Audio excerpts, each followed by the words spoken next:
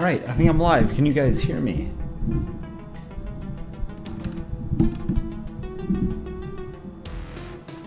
Let's see.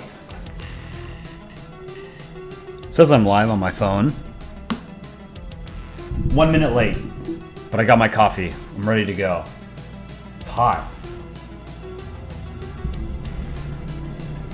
Alushi, hello. Geography nerd. Youngblood, Pyro, Square Up Tune, Chase, Stop Motion Dan, Row Red, S. Thinkson. How's it going, everybody? Michigan's Naval Artist, Wisconsin. Socialist Mango Tree, I saw. Abe Lincoln. Radioactive Potato. Who Fry Studios. Who Free Studios. Netherlands Ball. Bunch of people. Today is Sweden's National Day, is it? Sweden National Day. June 6th. Yep, today is Sweden's National Day. Congrats to the Swedes in the chat and watching the VOD.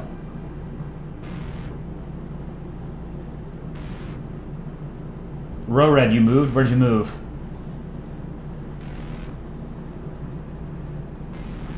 Dan, can I look at the comic you made? Yeah, sure.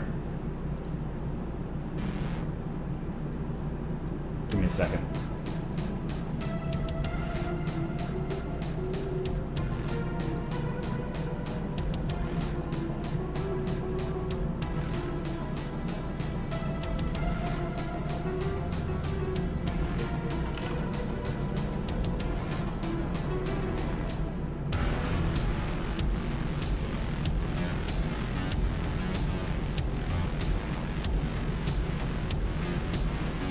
I don't know that I like the song.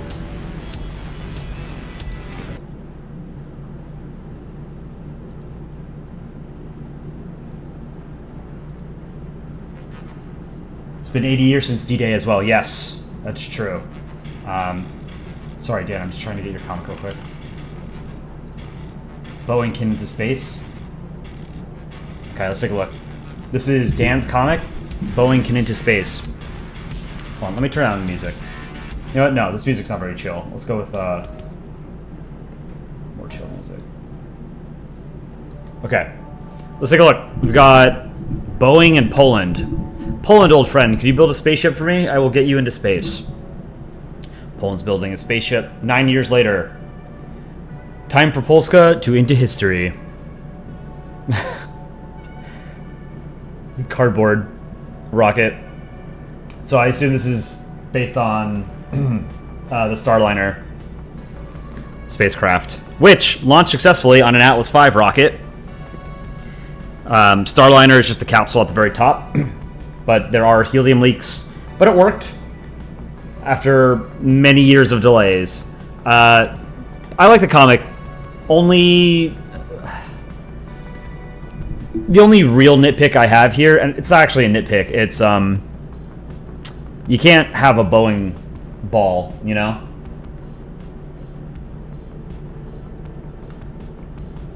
In Polandball, we only do countries, regions, and states. Can't do a corporation. This would work for like the April Fool's contest. We did a corporations ball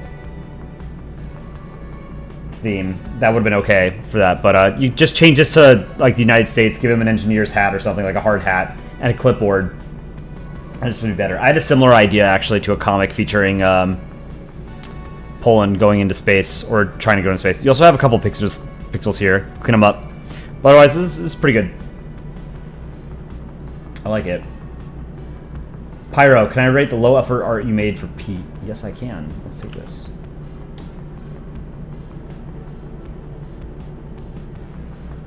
Thank you, Pete, for the memories. Oh, this is funny. Also, same thing. I mean, like, it's not a Polandball comic, you know? It's a Polandball-inspired comic, because you've got a Discord ball there. And a headstone for Pete. We are removing people from Discord if they are under the age limit for Discord's terms of service. So that's where this comes from. I think Dick Rhino announced it.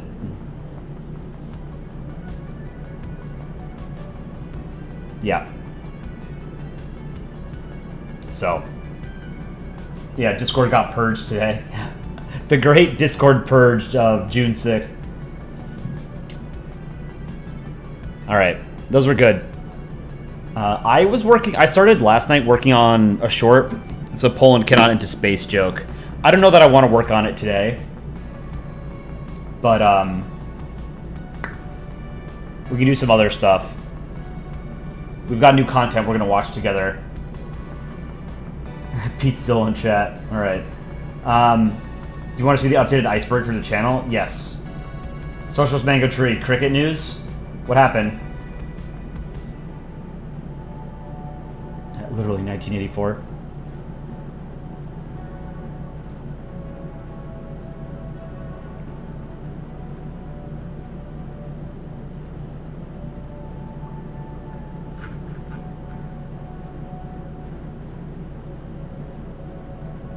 I think what I want to do actually tonight, obviously we'll do some, we're going to watch some of the shorts and PNN I think that we put out together because you guys need to give me feedback because I need to know what you guys like so that we can keep putting out stuff that you guys want to watch. Because it's one thing for us to make content that we want to watch, but I don't know, you don't, like any kind of artist needs to, who has an audience, needs to calibrate to their audience as well, right? We don't want to put out stuff that you guys don't want to watch. So we'll do that. Guess Fred, can I review your art? Yes, I can. Let's take a look. Okay, we got the iceberg for the channel. Oh yeah, the I saw what you deleted and welcome new member. I love the welcome new member meme. Like the original one. It's just funny. Like it made me smile every time I saw it. Okay. So Guess Fred made these for the Discord. These are based on existing memes. I saw what you deleted and welcome new member.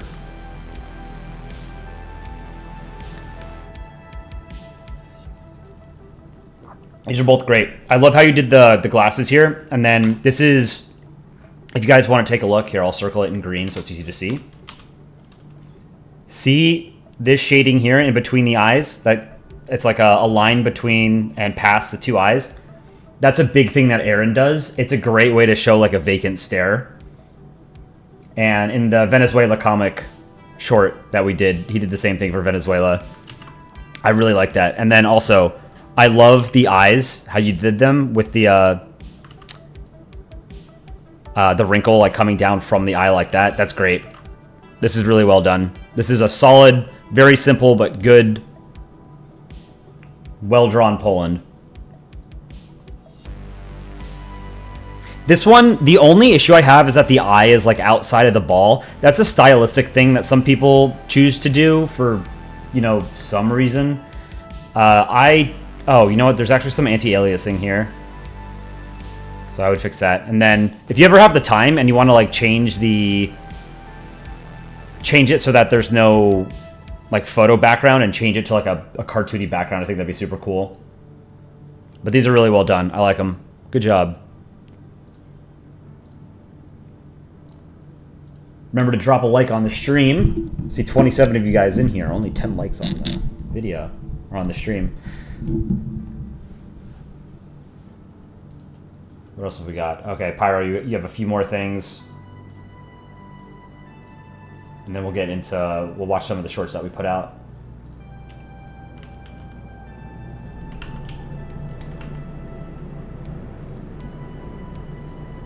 Make sure it's okay for me to pull this up.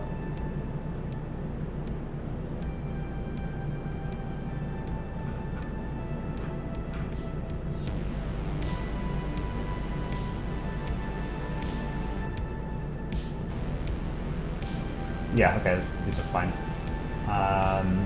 Pyro made this. What does this say? H-E-T-T-E? What does that mean? Is that German or something? H-E-T-T-C.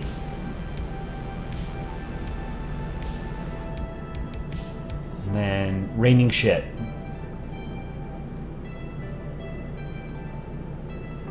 HETTC means hello. What language is that?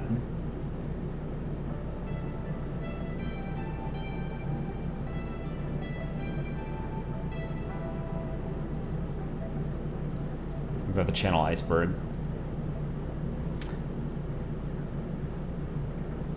And then this is Pyro's comic. Let's take a look.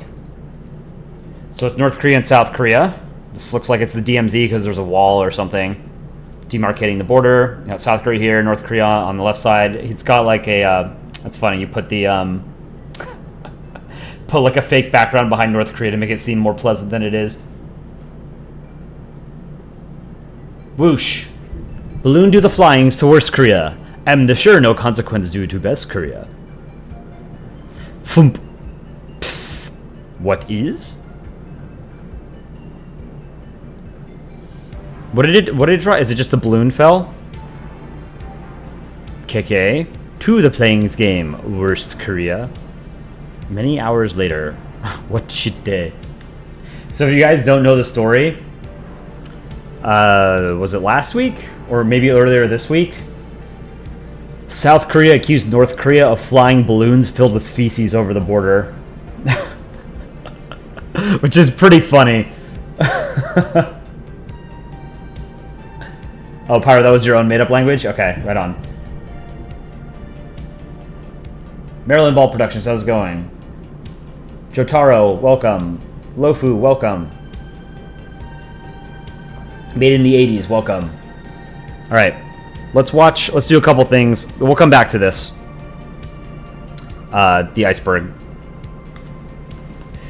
Today, we're going to do some drawing, we're going to watch some videos together.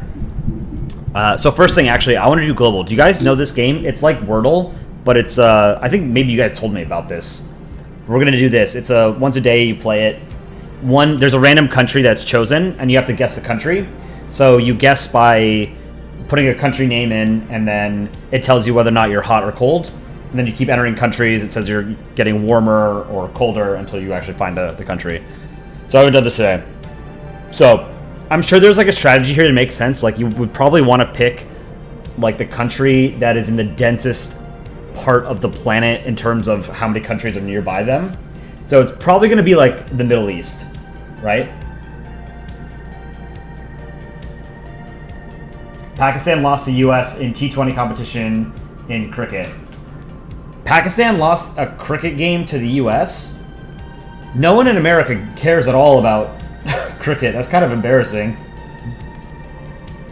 Global, cool game. All right, let's do global.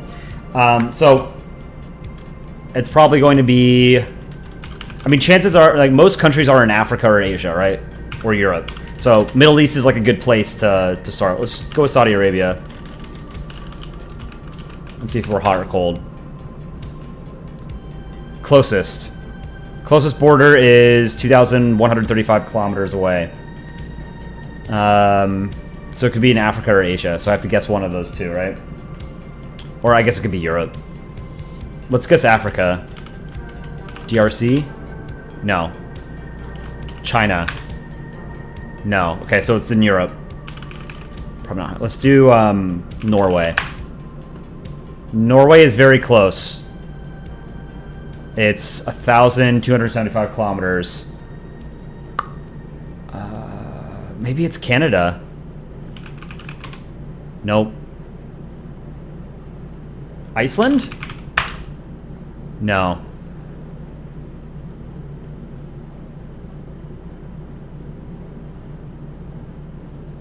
$1,200. Okay.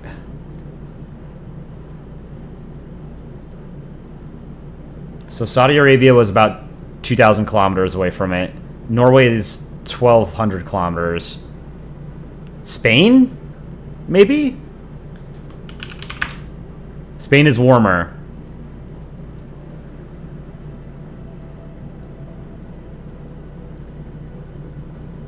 Closest border, 1,135 kilometers. It tells you if you're adjacent to... I'm not looking at chat either because I don't want you guys to spoil it for me. It tells you if your guess is adjacent to the country. So it's not Portugal. I can rule that out. And it's not France. Because it would tell me if Spain borders the country. Italy, maybe? Let's try... Where'd the thing go? Italy is warmer.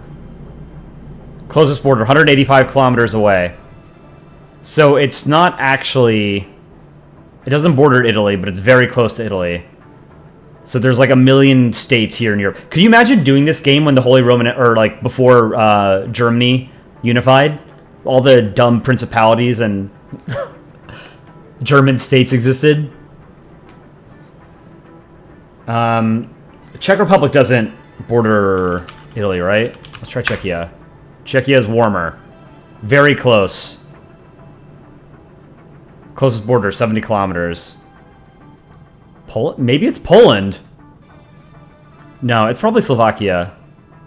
Or Germany. No, because Germany and Slovakia and Poland all... Oh, it's got to be a Balkan state. It's going to be... Does Croatia have a border with Italy, or does Slovenia sort of sandwich itself in between them?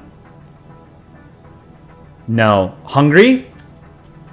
It's closer to Czechia than it is Italy. Hungary. Got it. 10 guesses. That's not the best I've done.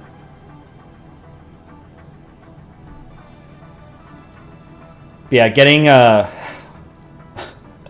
This is about as hard as it can get in this game, is because you have a million countries here, right? But yeah, this is a super fun game. If you guys don't know it, play global once a day. All right. Let's watch some of our videos, because we've been on a roll for the past couple of weeks. We hit 8,000 subs last, like, Thursday or Friday. We're at 8,500 already. So we're growing by 500 a week, and it's only accelerating because as we put out more and more videos, more and more people see them. You guys made an 8,000 sub thing. Do you guys have that?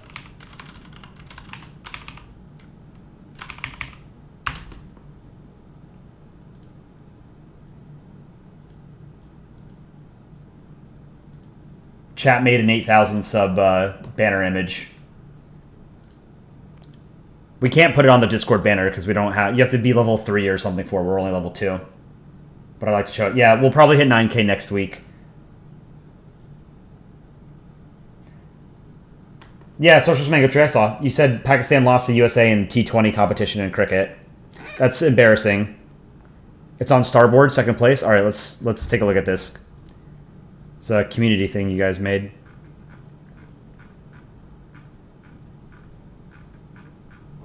Where is it? Found it. This is really well done. Here, let's close this.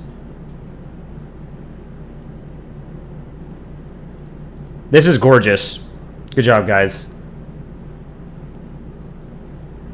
8,000 subs, and we are currently at... Let me see. 84.92. We'll probably get some more. We get like, I don't know, 30 a day maybe? More than that. The short we put out today did pretty well. It's only been out for a couple of hours. Three and a half hours? It's got 34 subs. But shorts are a crapshoot. There's absolutely no way to know whether they get juiced or not. But this is really cool. So there's a bunch of community members. So you guys are gonna have to do one for 10K. You might want to start working on it now. We need YouTube mods to block spam. I need to talk to Dick Rhino. We need to get Nightbot for the channel so that people can't spam, yeah. Yeah, Polandball, the sky's the limit. Alright, let's take a look at some videos. So we'll watch some of the shorts. I think the last time I streamed for you guys was on Saturday. So I watched most of Dick Rhino's first stream. I did not watch Gate Nerd's stream. I wasn't able to do it that night. I don't know if they showed you guys the shorts, but we're going to watch the shorts that we've put out since I last saw you guys. Sometimes Nightbot can be strict. You told Dick Ryan about stream avatars when he streamed? Yeah, it's I just need to be able to stream from like the main channel's email account. So yeah, so the banner that you guys made, that was, I think people drew their own profiles and then someone else compiled it. So if you're in the Discord, someone, I don't know who organized it, but I'm sure someone will organize one for 10K. I would skip 9K unless you guys want to, but we're gonna hit 9K probably within a week. All right, let's watch some videos. The one that we put out today was super fun. This is based on one of my favorite Aaron comics from like 10 years ago. And I thought it would be perfect for a short. And I kind of wanted to hold off on making it a short because I thought this would be like an absolute banger. Like once our channel is huge, this one would get like millions of likes, right? But we're still in the growth phase. All right, let's watch Standoff. Canada? No. Stop. Seal is cuddle, not clubble. You are cruel murder. I demand you stop now.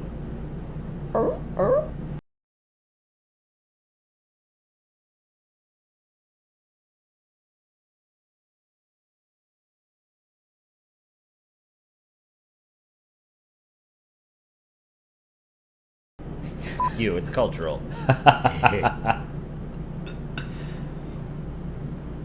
What time is the competition? The art contest is Saturday, 10 a.m. Eastern Daylight Time, EDT. So 10 a.m. Saturday morning in the US. Whoever did the Seal Amazing Actor, that was me. I do like 99% of the voices on all of these shorts. So this is one that we put out 3.5 hours ago.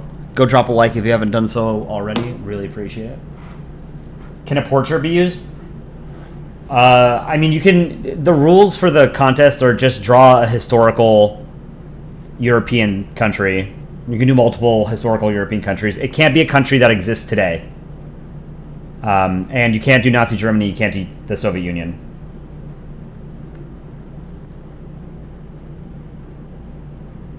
Let's watch the next one. Hola, Guyana. I am here. You are the oil.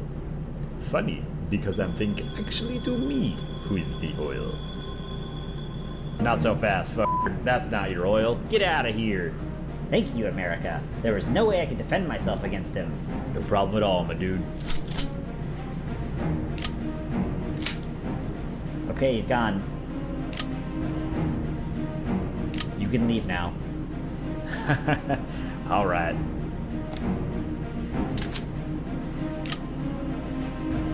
Hola, Guyana. So, you know how I told you guys earlier that the shading that Guest Fred did on his ball? This is something that Aaron does as well. You can see it on Guyana in between the eyes. Can I look at the iceberg soon? You have to go to bed? Yes. Let's take a look at the iceberg. So this is the iceberg. This is channel lore. So the iceberg meme is that, like, the more you know about a channel or a community or whatever is deeper underneath the surface, right? It's more obscure references. So the least obscure stuff, the most well-known stuff is above the surface. So shorts, PNN, live streams, Reddit, the subreddit, Polandball subreddit, comic reactions, Discord, art contests, podcasts, rigged polls. Yeah, so all these are well known. Visual novels. I guess that would be like Dick Rhino's video, The End. Discord art. That's something that's, yeah, we do fairly frequently, so it makes sense that it's near the surface. Comic drawings. We don't really do those anymore because those are what the live streams are. Political debates. I guess I argue with myself mostly on stream. Occasionally I've argued with chatters. Profile picture drawing. Pretty common. Dick Rhino, the only Polandball user to ever get laid. Dick Rhino does have a child.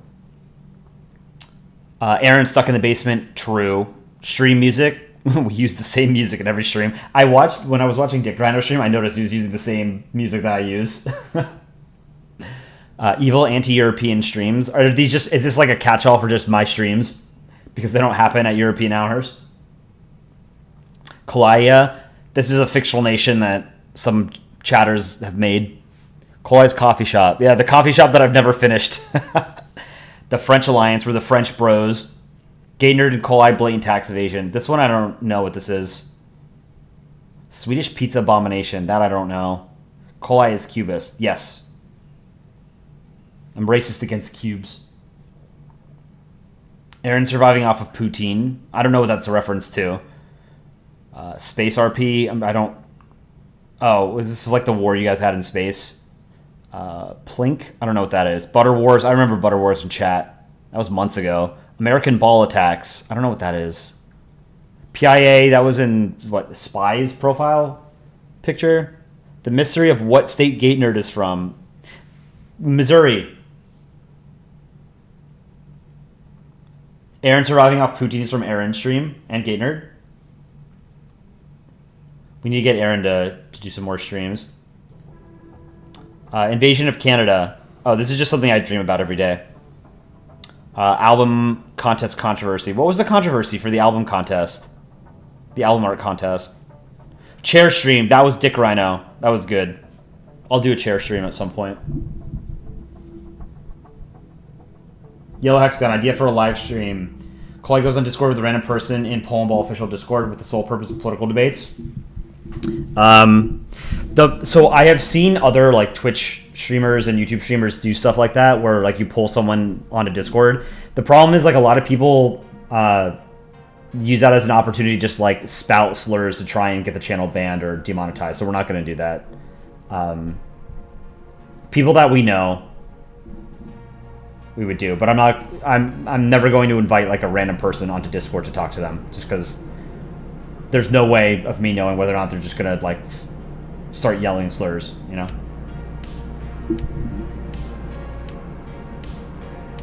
Alting drama should be in there. That was the rigged polls. Yeah, this is good. I like the channel lore. Let's keep it going. All right, let's watch a couple more videos. So, Operation Jungle Storm. This one, if you guys aren't familiar with the news, there is a region of Guyana called Essequibo, and Venezuela and Guyana have had a territorial dispute that was resolved, I think, in the 90s or something, maybe even earlier. And the dispute goes back many centuries, but I'm pretty sure it was resolved in the 90s. Nicolas Maduro is the current leader of Venezuela. He's effectively a dictator. He's not popular, and it's thought that, you know, he's bringing up like these old sort of defunct territorial claims against Guyana, because Guyana is the fastest growing economy on the planet because they found a lot of oil offshore. Guyana changed their flag on Wikipedia. Aaron drew this, so if you got the flag wrong, then that's on him, not me. Looks the same. Maybe the red and the green are a little bit too light, but I don't know. My monitor on my right is a little less saturated. But yeah, they found offshore oil, like massive oil deposits off of Guyana, and a ton of like American energy companies have moved in there. And so now it's people for a couple months, like Venezuela has been building troops up on the border. It's not like, is this just a show, or are they actually going to invade and try and conquer this territory so that they can claim more of like the continental shelf or whatever, to have more of the oil. So there are some very obvious parallels between what's happening with Venezuela and Guyana with what happened in 1991 with Iraq and Kuwait, where Saddam Hussein's Iraq was slant drilling into Kuwaiti territory to take their oil. So, you know, you've got a dictator in like the more powerful state wanting the oil from the smaller state. But that's the news. I think this isn't going to actually come to pass. I think this is all just bluster from Maduro. I don't think Venezuela will invade Guyana. If they did, Guyana has absolutely no chance of defending themselves. I told you guys before, Guyana has a navy of one guy in a rowboat with a gun. That's it. Guyana's an incredibly small country. It's like 1 million people or something. Let me see. 817,000 people live in Guyana. Venezuela's like 30 or 40 million, I think. Let me see. Venezuela's 30.5 million people. So, like, Venezuela's not a military power by any means, but it's,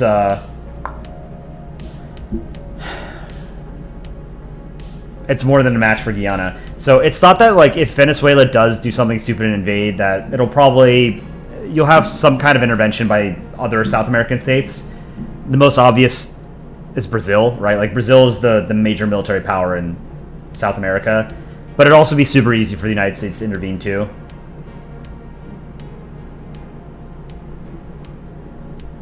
Who's worse, Saudi Arabia or Iran? I'm not a fan of theocracies in general. They're both theocracies.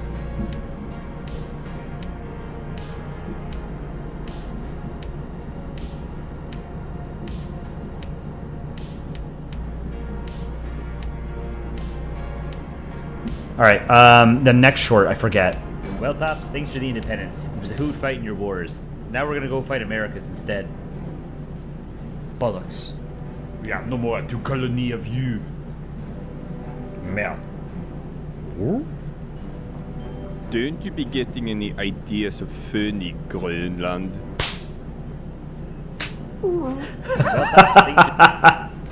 This is one of my favorite ones. I love this. This is so stupid. You know, a lot of our shorts are based on existing comics, but a lot of them are also just brand new ideas that we've had. So I came up with this idea, and I asked Aaron to draw it, because I thought it was a great idea to have Denmark be like this super strict parent or something that uses the belt on his colonies. And in my mind, I don't know what it's like in Polandball lore. Maybe you guys can help me refresh my memory. I think a lot of people, at least I have in the past, I've depicted Greenland as sort of not really speaking a language, even though that they speak Danish and there's like a native Inuit language or whatever. Are they Inuits? I don't know. The native Greenlandic people. Let me see. Yeah, the Greenlandic Inuits, they have their own language. And like all the names of places in Greenland are super hard to pronounce. So I like the idea of Greenland being like a big dumb like land whale or something, you know?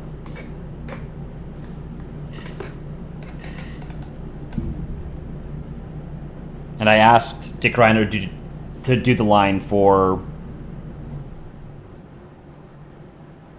Denmark, since he's Swedish and he could probably approximate a Danish. I would hope he could approximate a Danish accent better than I can. I looked up examples of Danish accents in English to see like if I could do it, and it wasn't very good.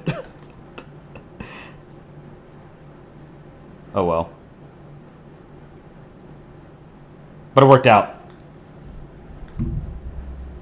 So this one was fun. I want to watch it one more time because I love the panel that Aaron made of Denmark, the close-up of Denmark with the belt.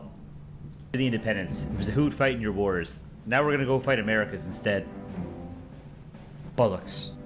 We have no more to colony of you. Merde. Don't you be getting any ideas of funny Greenland? I love this last shot.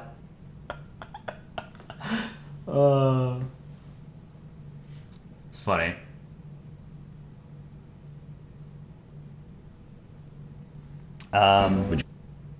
This one I think I put out on Sunday, maybe? This is based on a comic that I drew on stream. You guys might remember this if you've been watching streams for a while. I drew this comic entirely on stream. I submitted it to the subreddit months ago, and it makes for a perfect short. So this is Imitation Game. You park an aircraft carrier battle group off of my coast? I'd park an aircraft carrier battle group off of my coast. I'd park an aircraft carrier battle group off my coast so hard. It's not what it looks like. Would you park? Animating the The sunglasses breaking took a long time to figure out how to do that, but I'm getting better at it. And then I think this might have been the last one. I don't know if we watched this on stream before. Let's watch this one. Soviet chess. This is based on an Aaron comic. Send tank to B3. I am do kill to your pawn. Suka. I send infantry to D4. One more pawn is kill. Blet. Forcings of air runs the bombing. 8 more dead pawns for you. How many f***ing pawns do you have?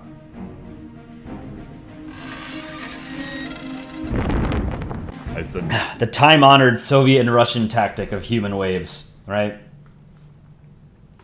This was good. This is... I'm curious. What... We're not going to watch the Antarctica one. Work. This is also an original idea that I had. This isn't based on an existing comic. I'm curious what you guys think about this one, because this one, it didn't get juiced by the algorithm on YouTube, whereas like almost all of our shorts have. This one didn't get picked up. So it had like an initial run and it had absolutely great metrics, but it just never got juiced. And I feel like it deserves it. Like, I think this is one of our better ones. So here, let's watch it. And I want to know what your opinion is on this one. Work is really bust my ball. Try and relax.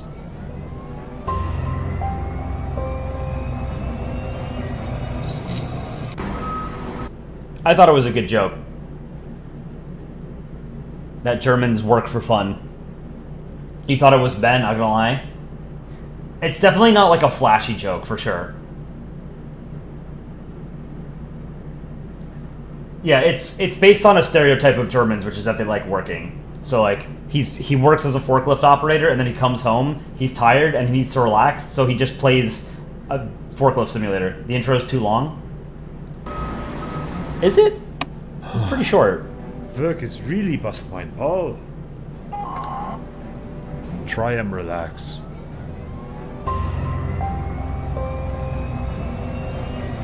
It was good, but the punchline was not as hard. It was kind of quiet, not everyone would see the reference. That's fair. Alushi, what's up? Alright. Let's watch PNN together, too. So we put out an episode of that. Donald Trump is a convicted felon. Hold on. Europe. Just in a second. You like the comic, but not everyone would get it? I mean, it's a pretty, like, common stereotype of Germans. That's fair enough.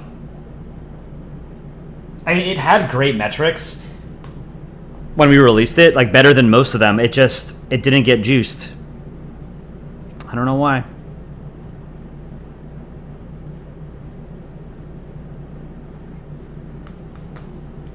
I told you not to offend you. How did I offend you?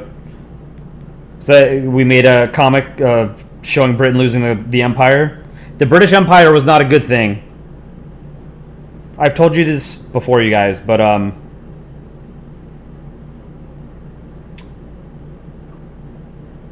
were it not for Nazi Germany, the British Empire would have been like universally regarded as history's greatest monster. The British Empire was garbage. It's not something anyone should be proud of. The British subjected hundreds of millions of people against their will.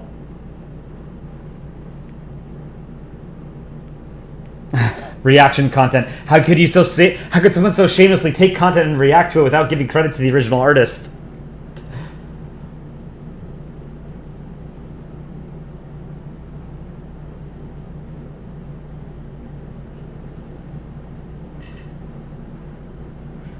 Yeah, it's a good life skill to have, is just in general being able to make fun of yourself, right? Like, we make a ton of comics. I made a ton of comics and content making fun of the US, you know? Alright, let's watch this PNN. We put this out on Monday, I think? We put out a slightly shorter one than normal because we want to have like a quicker turnaround. It takes a long time to make PNN. React to the stream on stream. Alright, let's watch this. I want you guys to tell me what parts, like what segments of the video you guys like, so we know like what to include and what not to.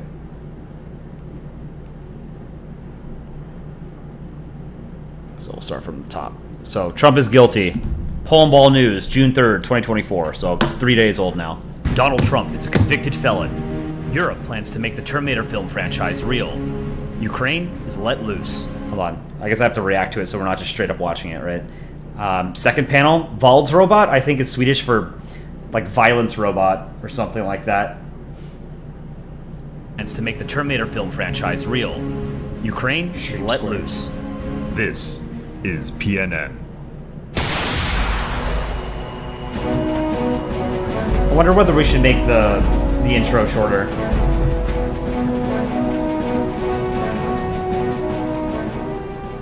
On Thursday, former U.S. President Donald Trump was found guilty on all counts of falsifying records to cover up an affair he had with porn star Stormy Daniels that risked derailing... This is an old photo of Donald Trump. He's much visibly older now. This must have been from like 10 years ago.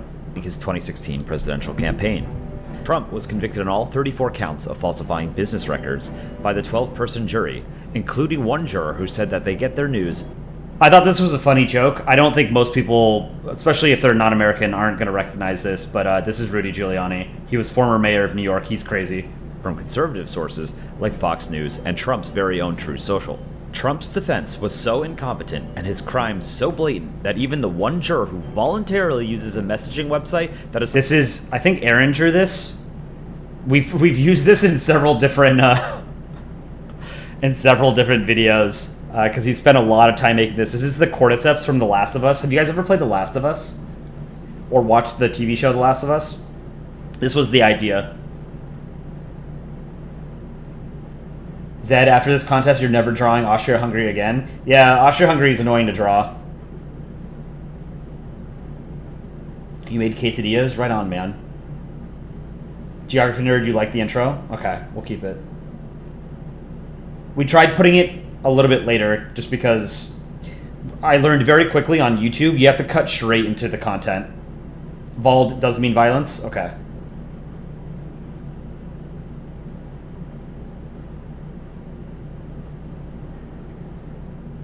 Lemonade got terminated because of copyright? Is that that's another Country Ball channel?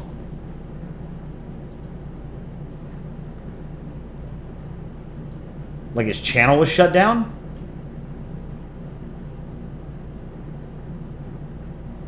You barely play video games, you're boring. There's nothing wrong with not liking video games, it's totally fine. Was this used in Israel's harvesting what? Yes, it was. Just keep watching. Somehow even worse than Twitter was like, yeah, this dude is guilty as fuck. Trump's sentencing will be held on July 11th, 4 days before the Republican National Convention. The event at which the esteemed political party will nominate the convicted felon as their nominee for the highest office in the land. I would say this reflects poorly on the Republican Party and their voters, and it does.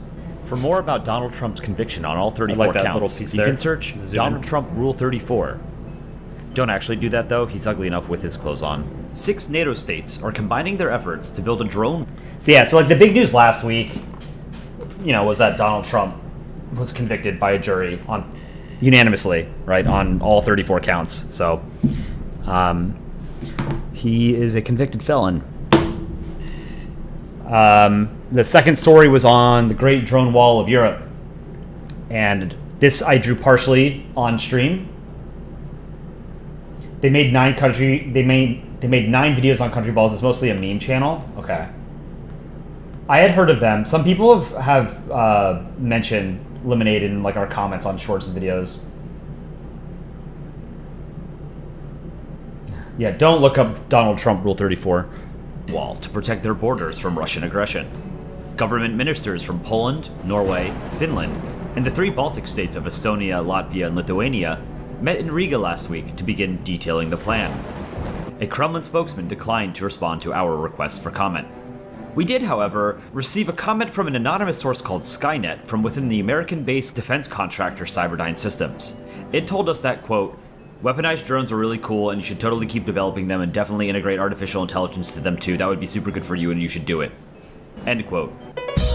That was my favorite part, this section of the parts I did. Did you guys like this part? Just Terminator jokes. It told us that, quote, Weaponized drones are really cool, and you should totally keep developing them and definitely integrate artificial intelligence to them too. That would be super good for you, and you should do it. End quote.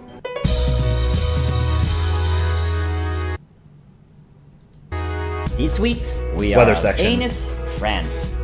Mondays through Thursdays is cheeky sun. So in French, I'm pretty sure it's pronounced Anus. But there's a town in France called Anus. You know, and you anglicize it, it's anus. Shines. Sun will make you sweat like climb out of tight stockings. Remember, wear lotions. Friday and Saturday, anus will be wet. Be sure to wear rubber. Boots. Sundays will do gusts of wind from anus. Also, anus is known for deep, dark caves. Perfect for do the spelunk. I am announced. Anus preparings. Polska is coming. Join us now for updates on the situation happening on the Ukrainian front So line. I'm curious, do you guys like the weather sections? It's just something that we can pump out pretty easily. You know, it's just we choose a different place with a funny name somewhere on the planet and make jokes about it. Personal opinion, but weather happenings isn't the best part of PNN. That's why I'm asking. The music's a banger though. It's Chicken Scuttle Monkey made it.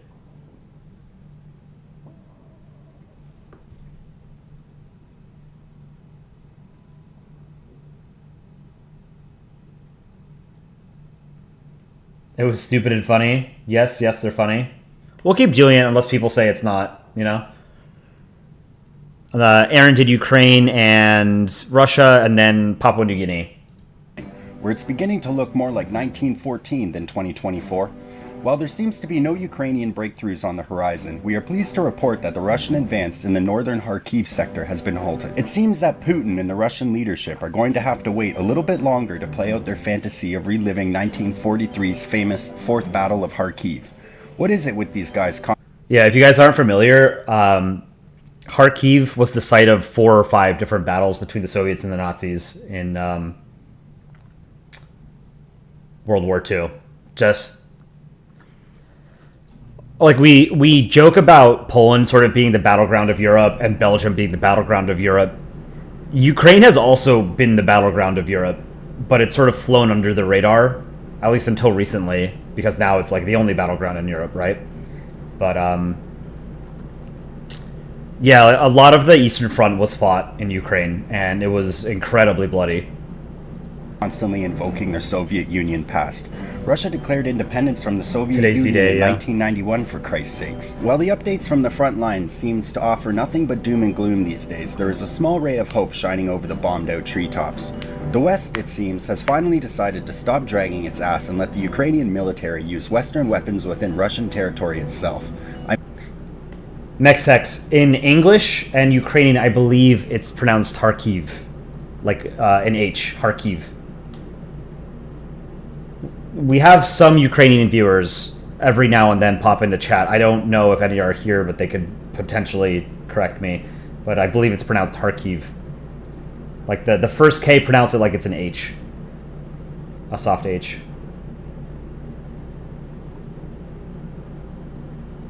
I mean, it only makes sense, right? Russia bombs Ukraine regularly. Why should Ukraine have to fight with a hand tied behind its back? Well, to some it doesn't make sense, because they fear escalation. That's a good panel. At this point, escalation has just become a buzzword. Russia ain't escalating shit. Thankfully, countries such as Canada, the Netherlands, Czechia, Finland, Sweden, and our little pals in the Baltics have all cleared the Russian fog from their eyes and agreed to let Ukraine use their weapons within Russian targets in Russia. Oh, and how could we forget Poland? They were the first in line to allow it, because they know exactly what Russia has to offer. I want to go back. I love this panel of Poland in the tank. This is great. They know exactly what Russia has to offer. Oh, wait, what's this? I've just gotten word that both the United States of America and Germany have just agreed to let Ukraine use their weapons to hit Russian targets within Russia. I have to totally edit my script for this. Before this update, the only heavy-hitting countries that had agreed to let Ukraine use their weapons in Russia had been France and the United Kingdom. While it's nice that places like Canada gave them the green light to use their weapons, it's not really important considering Canada doesn't really have any long-range weapons to begin with, so it's kind of an empty promise. But it's okay, buddy. You tried. To think I was about to roast the United States and Germany over the coals right now. Well, I take it all back. USA! USA! Now, let's move on to a... Yeah, so the big news in the... So, I know people might be tired of hearing about Ukraine and Russia, not just, like, from me and PNN and this channel, but, like, news in general. But it is genuinely the most important thing that's happening on the planet right now, and it has been since Russia invaded in February of 2022. It just straight up is. Like, I get that, like, to, you know, people in a specific country that are having, like, some kind of issue, like weather or, I don't know, agriculture or something, like, that's more important to them, like, in the moment. But in terms of, like, human civilization, the biggest, like, actual problem that's happening, other than something like climate change, is the war in Ukraine. Because that directly affects the international system that all of us live in. Doesn't matter whether you live in a country that's aligned with Russia or the United States or China. What's happening is friction between the various great powers and what the international system is going to look like going forward. I'm willing to bet that basically every single person in chat right now has not lived in a world where the United States wasn't the preeminent power on the planet. History was not always like this, where we don't have these major wars between great powers, right? The last time we had that was World War II. Since World War II, we've had bipolar or unipolar international systems where you had either two or one country that was basically that were dominant, right? When you get more than two major powers, you get a multipolar system, and multipolar systems are not stable. Multipolar systems are partially why you had the World Wars, the Napoleonic Wars, the War of Spanish Succession. It's not good when you don't have sort of like a hyperpower or two hyperpowers, right? So the Cold War was largely stable because the Soviet Union and the United States were head and shoulders more powerful than any other country on the planet, but neither of them were confident in their ability to defeat the other one without, you know, being destroyed themselves, right? So mutually assured destruction was an important thing that helped stabilize the international system during the Cold War. After the Soviet Union collapsed, up until maybe about 5 years ago, we were living in a unipolar world where there was no country on the planet that could challenge the United States and the international system that the United States has basically built, right? And almost all of us live in that international system to varying degrees, but like it largely reflects sort of American and Western interests more than any other single country, right? Not saying that's good or bad, I'm just saying it's stable, right? That stability has been stressed most heavily by Russia's invasion of Ukraine because it tests the credibility of American,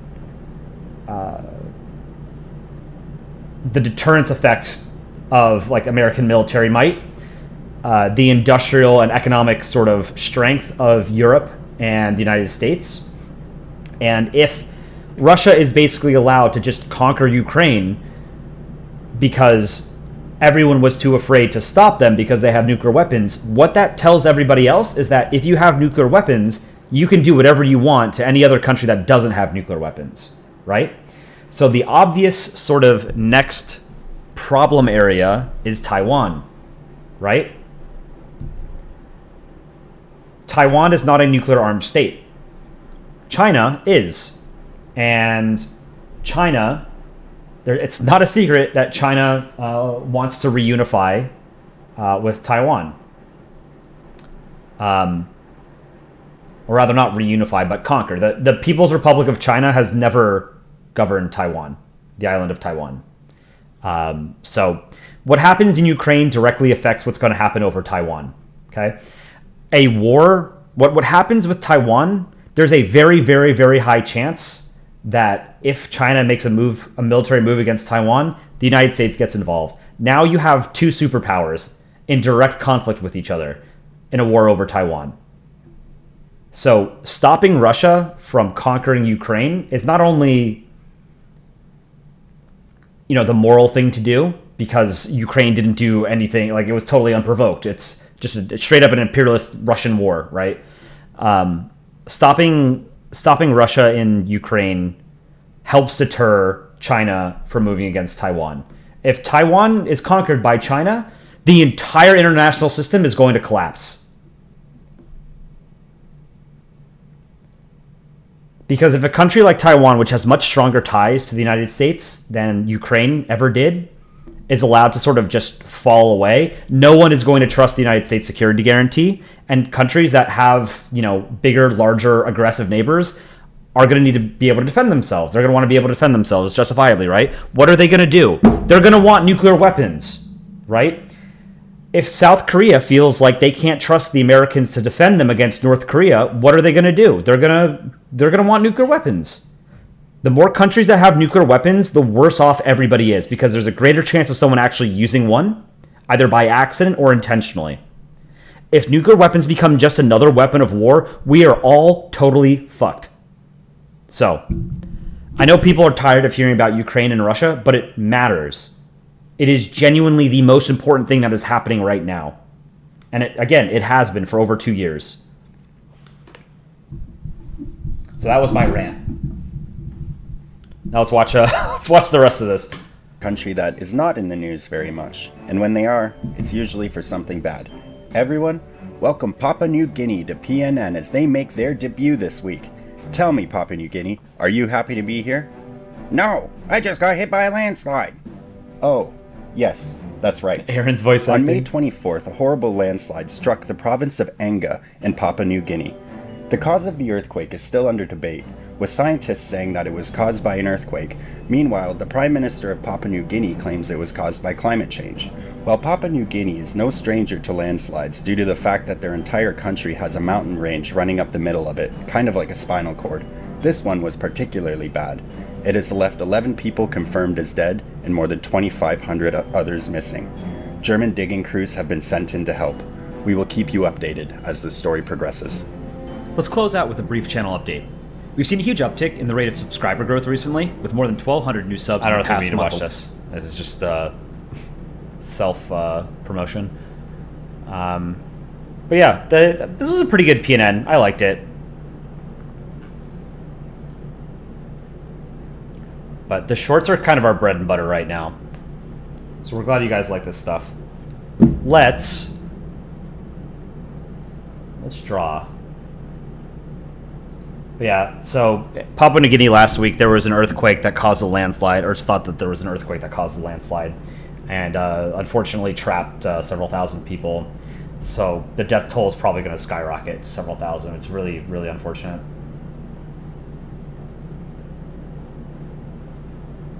Saudi Arabia said if Iran gets nukes, they will too. Yep. There are rumors, I don't know how substantiated there are, that when Pakistan, or that there are rumors, I don't know whether they're substantiated or not, that the Saudis basically helped bankroll the Pakistani nuclear weapons program. So it's thought that there's basically like an agreement where they agreed to help finance the program under the condition that if they ever wanted nuclear weapons themselves, then Pakistan would have to share that technology or something with them.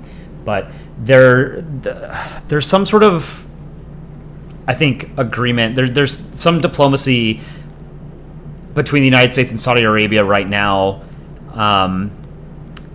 that would involve the U.S. sharing some of like its nuclear energy technology with Saudi Arabia in exchange for Saudi Arabia normalizing relations with Israel. That was like a big thing that happened. One of the things that was sort of the why Hamas launched the October 7th attacks on Israel is they don't want Iran and Iranian proxies like Hamas. You know, they hate Israel, right? And they don't want more countries in the region to normalize relations with Israel. Railroad, can I show off the art that you've done? Yeah, let's take a look.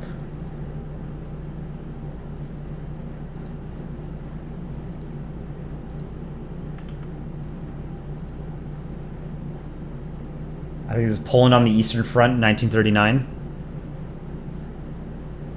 Damn Soviets. Wow. Remember, World War II, both the Soviets and the Nazis were the aggressors in Poland. This is, it's well drawn. I like it.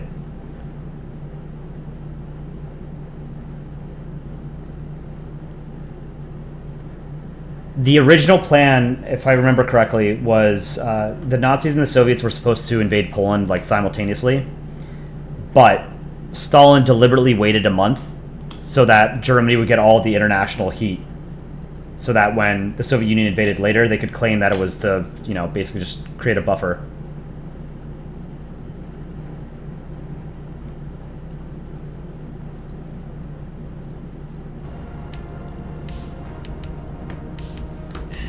All right, so I have an idea for a short that involves Poland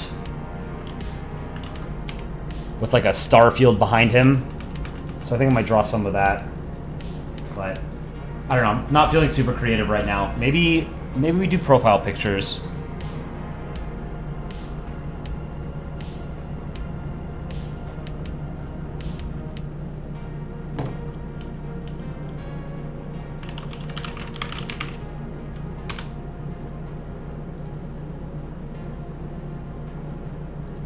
Control H to remove that. I've had a long week. This is technically the heaviest week of work for me, so I'm pretty drained. Space drawing? Yeah, I have an idea for a short that involves Poland. I started drawing this last night. Let's see, what did we do recently? Chat family portrait. Mex text. This came out really well. I like this. Oof man. This was what was this guy's name again? Like Pepperman or something?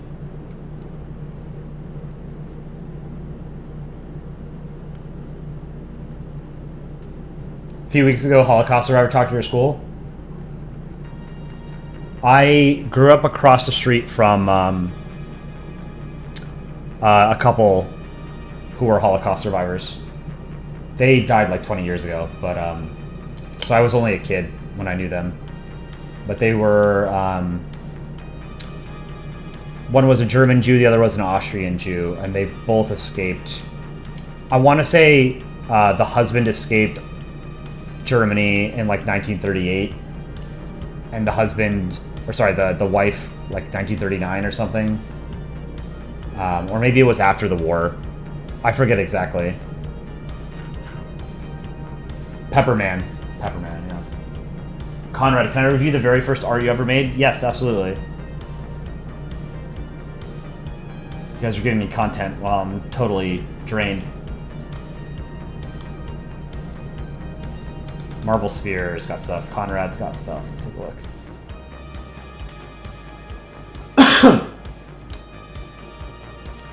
Marble Sphere. I love Canada, sure, but Toronto is terrible. You have 5 days. I like this. This is good.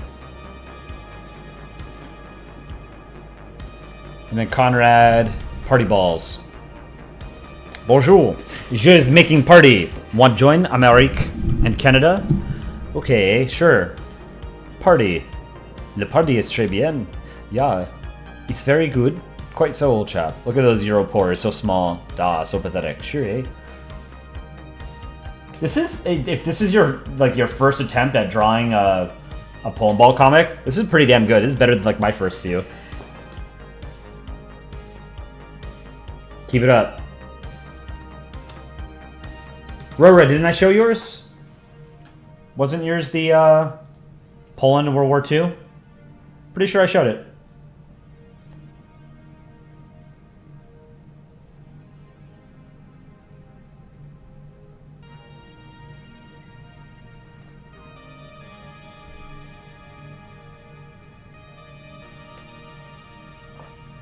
Chat's arguing about whether or not the British Empire was bad.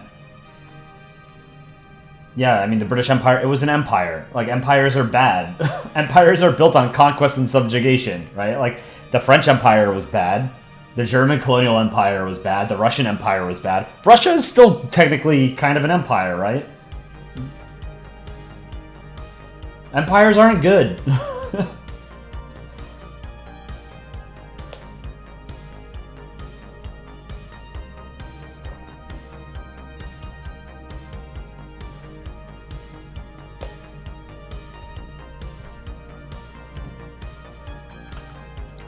All right, so for shorts, you draw them in. Let's see, Poland Spacesuit, Poland Count into Space Odyssey.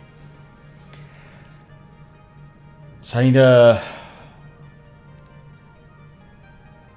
canvas size. I need to make this like 5,000 pixels.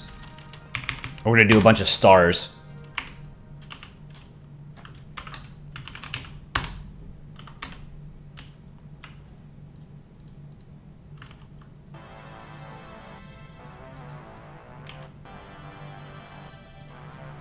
Can't even see them when they're 1 pixel. Can barely see them when they're 2.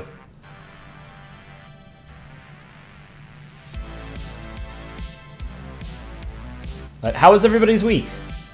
I haven't talked to you guys.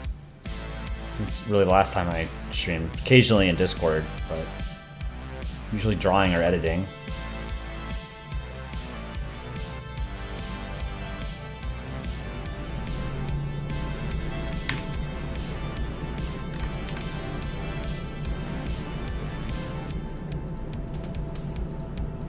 You haven't seen 2001, should I? Yes, absolutely. 2001: A Space Odyssey is one of the best films ever made. You can quote me on that.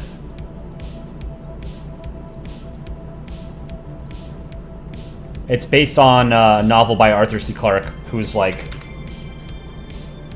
one of the most prolific science fiction authors of all time. He died, I want to say, in like 2005 or something.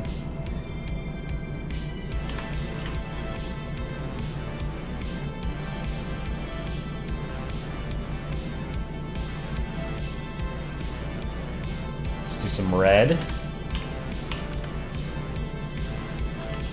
Oops. Poland Cannot into Space Odyssey. That's the name of this short. Or I might just change it to Space Odyssey or something. I don't know. But I know exactly what I want to do for it. So I guess I'll draw a bunch of it tonight. We can just chat. Guys, you can ask me, give me topics to talk about. I'll talk about what you guys want me to talk about. You just ask me questions, I don't know. I think maybe I did too many yellow stars. Let's do some blue stars. Oh! Big news today. Starship successfully made it into space and landed exactly where it was supposed to in its 4th test flight.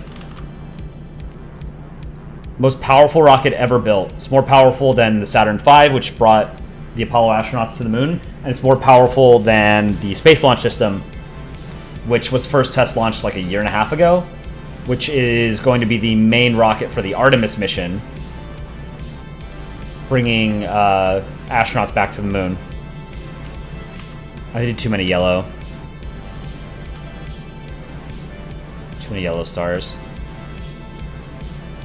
Stars that are like our sun, I think, are only about 10% of the night sky. Or about 10% of stars in general.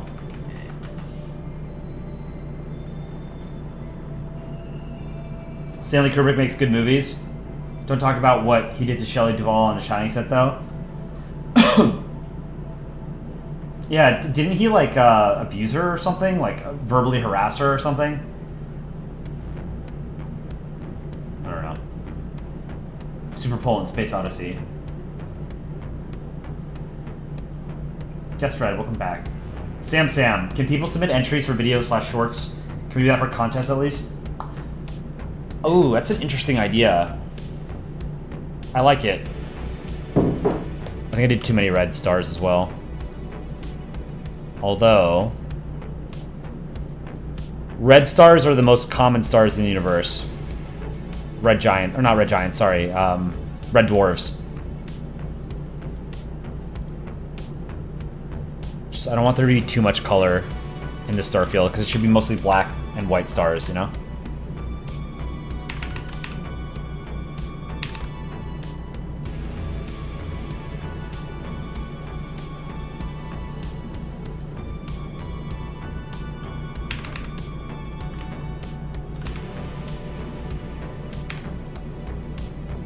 yeah, sun-like stars are only about 10% of the stars in the universe.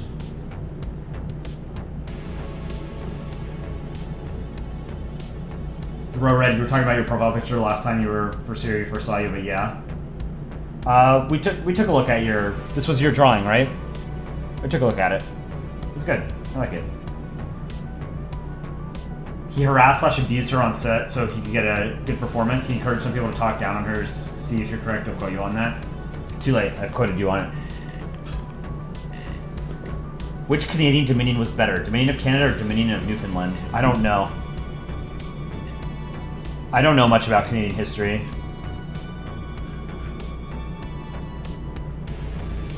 I love Canada. It's just Canada geopolitically has just never really mattered. Because it was a colony of, a powerful empire, like the most powerful empire, and then once it became independent, like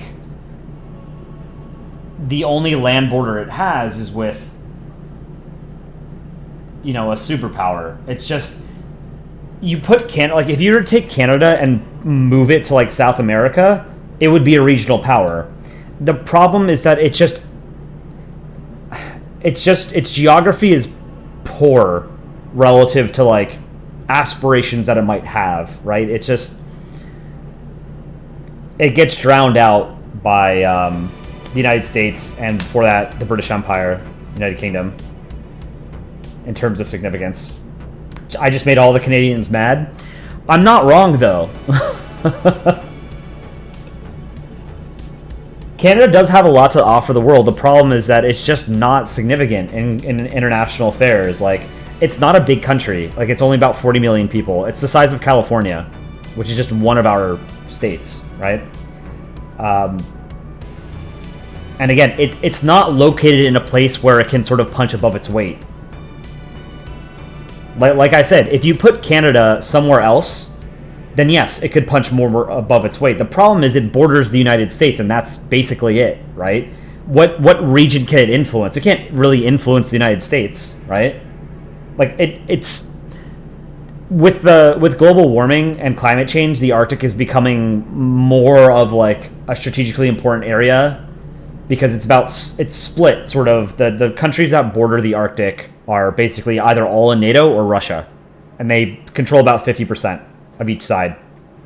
So the Arctic is becoming important, and China has aspirations, to have access to the Arctic because there's a lot of unexploited natural resources on the Arctic seafloor, a lot of natural gas and oil that I'm sure we're gonna, suck up. So it's important for like that makes Canada a lot more important than it has been.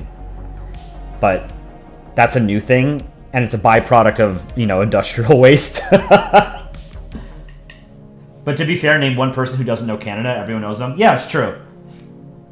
Canada's a very well-known country.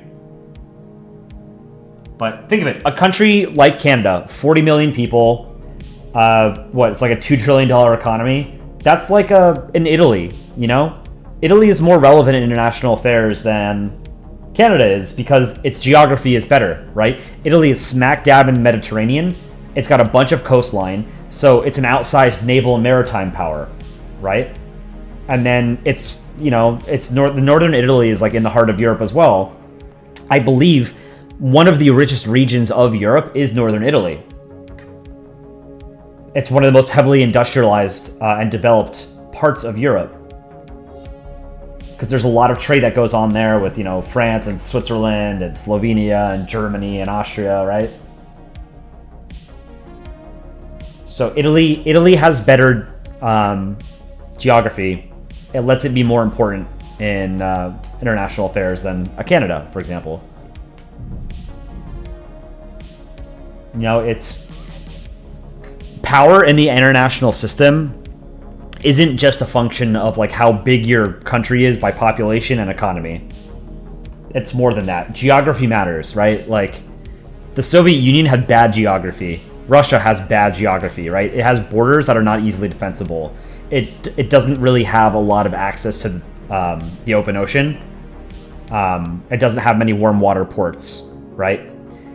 One of the I mean, a ton of you guys are geography nerds, right? So you would appreciate this, but there's a lot of videos on YouTube explaining why the British Empire and Britain in general had good geography and how that sort of influenced it and helped it become the power that it was. Same thing with the United States. The continental United States is among the best geography that any country could ask for. And it's not an accident that the United States is a superpower. Because any country that sort of has this geography would have a lot of opportunities and sort of like a bigger... you can fail at certain things like and it not affect you as hard as it would another country with worse geography, right?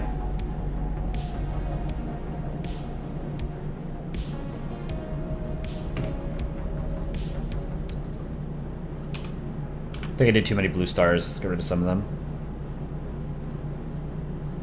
Get rid of some of the blue stars, eh?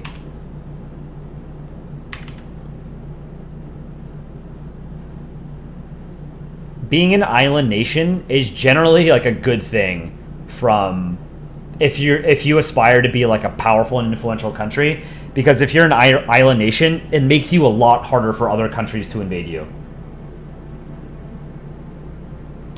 Britain had a land bridge before it sunk. If that land bridge was still around, the UK might not have existed today. Yeah, I think it was called Doggerland. Yeah. Hello, hi, got it. Doggerland. Back during the last ice age when global sea levels were lower. Yes. The main reason... Well, there's two reasons why Britain became the preeminent power of the 19th century. One was that it was the first country to undergo industrialization. Right? So it was able to be... It had a more robust economy than anyone else on the planet, really. Right? And it had all of these new technologies that other countries straight up didn't have that allowed it to basically conquer a quarter of the planet. The second thing it had going for it is the fact that it's an island. It's an island nation. Very, very hard to move troops across open water, establish like a base camp or whatever, and then conquer that entire territory. It's been done. It's very hard to do. So Britain being an island and being the first to unlock, the industrialization tree, allowed it to become the great power that it and create the empire that it did. If Doggerland existed, maybe the UK would rejoin the EU. History would be incredibly different if there was still a land bridge between continental Europe and the UK. I do agree. The UK would not be the power that it became. The English Channel is a very, very important thing for British history.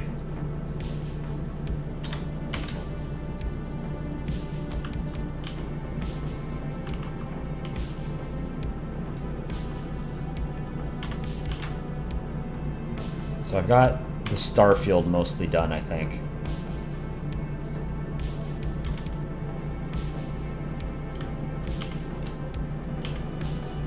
Let's flip this one so it just doesn't look identical. Oh, you know what's cool? What I've been watching past like 3 days? I've been watching Scavenger's Reign. Highly recommend it. It's a sci-fi cartoon on Netflix now. I don't know where it was aired originally, but it's on Netflix now. It's really good. A lot of like strange creatures and stuff. Did the English Channel destroy France? So I actually did a geography stream before. Let me pull up a map of Europe. This is like just looking at the geography of places can tell you a lot about why their history unfolded the way that it did. Let me get a topographical map of Europe.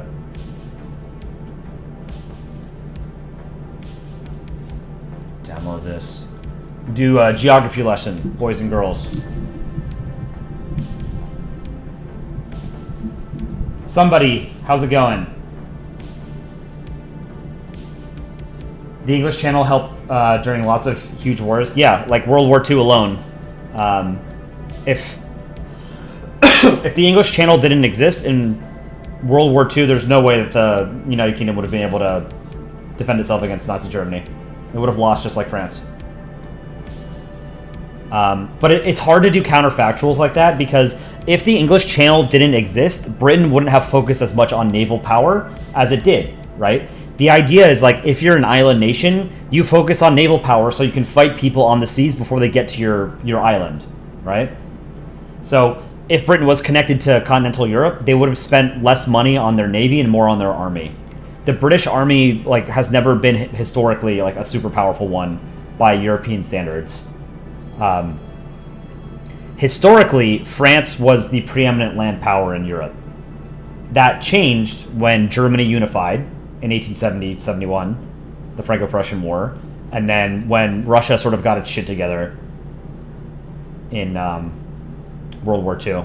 Soviet Union, really, not Russia.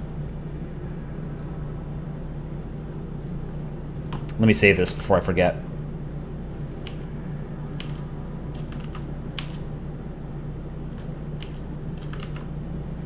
Let me duplicate this and pull it over here.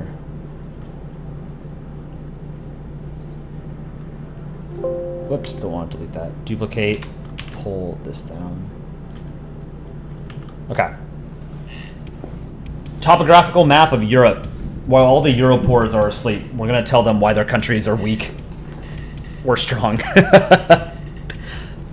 So, here's your standard map of Europe. Topographical. So we can see mountains and plains and stuff, right? Now, we've been talking about islands a lot. This is important. Ireland and the United Kingdom are islands. Like I said, it's hard to invade islands because you have to cross a body of water to do it, right? So, countries like this invest heavily in merchant marine, in naval power, right? So that they can fight people at sea so that they don't have to fight them on their island, right? So the United Kingdom, the larger of the two islands, simply ate Ireland, right? Kingdom of England swallows up, conquers basically the entirety of the islands, right? Wales, Scotland, and Ireland all become part of the United Kingdom of Great Britain and Ireland in 1801. And then, you know, England had already started colonizing a ton of places. Scotland had some failed attempts at colonization, and it's one of the reasons why the United Kingdom existed, was to help bail out, you know, Scottish finances because of their failed colonial ventures in Nova Scotia. You're a European who cares about sleep when you can have stream? Right on, Sphinxon. Gabriel Emilio, welcome. We're doing a geography lesson. I'm going to tell you guys why Britain became powerful and other countries didn't. So, the United Kingdom has all this, right? At one point. They industrialized before anyone else on the planet, so now they've got these really cool new weapons and stuff to kill people with, right? And because they already have a massive navy, because they're an island nation, they can now move all of that technology to other places on the planet and kill people a lot more easily, very far away from home, right? That's why they conquered India and North America and a lot of Africa and the Middle East. France, for about 1,000 years, basically played second fiddle to the United Kingdom, right? France largely unified early on, right? Like, its borders changed quite a bit over the past 1,000 years. But France, as we know it today, has existed in some way or another for a long time, right? And the modern borders are, you know, not the most expansive, obviously, it's ever been. But France, for about 1,000 years, if not a little bit longer, maybe like, you know, going back to like 800 AD, has generally occupied this region, right? France has good geography. It's not perfect, but it's not an island, right? Being an island is helpful, but it has a lot of coastline. Look at all of this coastline that France has. And then it's got coastline along the Mediterranean as well, right? Coasts are easy to defend because, again, it's hard to just invade across land. France was also historically one of the most populous countries in Europe, so they were always just bigger than everyone else, right? But they have access to two bodies of water, right? The Atlantic and the Mediterranean, whereas the UK only has access to the Atlantic. And I guess, you know, the North Sea and the Arctic or whatever, but for all intents and purposes, what mattered more was the Atlantic Ocean, not so much the North Sea. Because there weren't any other potential rivals here for a long time. Netherlands was too small. Germany didn't unify until much later. But so France has relatively good geography. It's got a lot of coastline, so they invested very heavily in a merchant marine and naval might as well. So they were always like not quite a match for the UK, but they did pretty well for themselves because they also had to invest in a land army because they're, on continental Europe. They're on the mainland. The Pyrenees, good border between them and Spain. It's hard to invade across a mountain range, right? Same thing here with the Alps. It's hard to invade across the Alps. So the biggest problem with French geography, France's Achilles heel, is right here. Let's do that again. This is France's big problem. Is that this is very easily invadable land. It's mostly flat. You've got some forests like the Ardennes, but French military leaders in World War II mistakenly thought that the Germans wouldn't be able to move tank divisions through a dense forest like the Ardennes. They were wrong. Now, people clown on the Maginot Line from World War II. The Maginot Line did its job. The Maginot Line existed basically around here because this was the French border with Germany between World War I and World War II. And they built a series of fortifications and stuff. What happened was the Germans simply went around it. The Germans did not want to invade through the Maginot Line because there was no point. Like, it would have been suicide. Now, was the Maginot Line stupid? No, it did its job. It prevented Germany from invading through here, right? The problem was the Belgian government didn't want to France to build the Maginot Line here. Belgium was supposed to build their line, I think, here, and they didn't for whatever reason. They wanted France and Belgium couldn't agree on like where the rest of the Maginot Line should go. So Germany just invades Belgium because Belgium is a small and weak state. And then the Maginot Line doesn't exist here, so Germany goes through here, basically flanks most French defenses over here, and catches France off guard, pushes the British Expeditionary Force and a bunch of the French to the sea. Dunkirk is around here, right? And then they get evacuated to the UK. But then they come back 4 years later, right? 5 years later. So this whole part of France is just, it's flat. It's hard to defend this.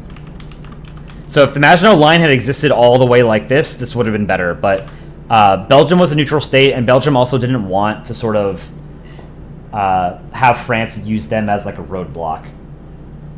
But yeah, it did its job. It made the Germans go around it. The French made a number of mistakes in World War II. They didn't concentrate their tank forces. They split them. They dispersed them more evenly among the line. And the Germans concentrated their tanks into, I forget what the name is, the term, a spearhead, like an iron spearhead. So they just had a bunch of tanks punched through the French lines, and then infantry sort of follows afterwards, right? It was Heinz Guderian, I think, was the tank commander. So they very easily overwhelmed France. The problem is that French generals, military staff in World War II wanted to repeat World War I. They wanted to fight the same way that they fought in World War I. And you can't really blame them because they won that war, right? Like, they wanted to sort of, do what worked. The problem was that technology and tactics changed quite a bit, and they weren't prepared for what the Germans were going to do. And in fairness, like, the success caught the Germans off guard too. They didn't expect to like destroy France that quickly. But yes, long story short, this is France's Achilles heel. This is not a problem anymore because now you have the EU, right? Germany is France's closest and most important ally. Even if Germany wanted to invade France right now, France is the significantly more powerful militarily, and it's also a nuclear power, and Germany isn't. So, France has good geography, but not the best. Italy has great geography. Look at this. Like, you could not ask for better geography, honestly. Look at the entire northern border of Italy is just the goddamn Alps, right? How do you invade a country through the Alps? It's hard. And then they've got all of this coastline. They have access to the Mediterranean. They've got multiple islands, right? Sardinia and Sicily. It's just fantastic geography. Italy has got great geography. Really, really good. The problem with Italy is that, like, its political systems have always been bad. And now they have bad demographics. It's always just, like, not been the super... It was, I mean, Italy as, like, a unified country is relatively new, too, right? Like, 1860s. So, yeah, Hannibal moment. So, the Allies invaded in World War II. They invaded through Sicily first, and then the Italian mainland, and they got hard stuck, like, midway through. So, even, you know, the United States and Britain and the British colonies, the Dominions and whatever, they had a hard time invading Italy. They did eventually make it, though. Spain's got good geography. Spain and Portugal both have good geography, but Spain is the power on the Iberian Peninsula, right? Strait of Gibraltar separates it from Africa, and then the Pyrenees separates it from the rest of mainland Europe, and then Portugal and Spain are bros. They're not going to go to war with each other.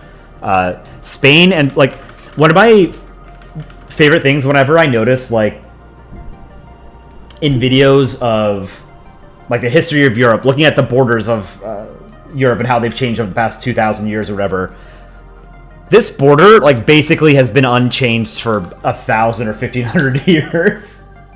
Portugal looks the same now as it did, like, 1 billion years ago. So Portugal and Spain get along. So Spain and Portugal, because they're basically so insulated from other potential powers,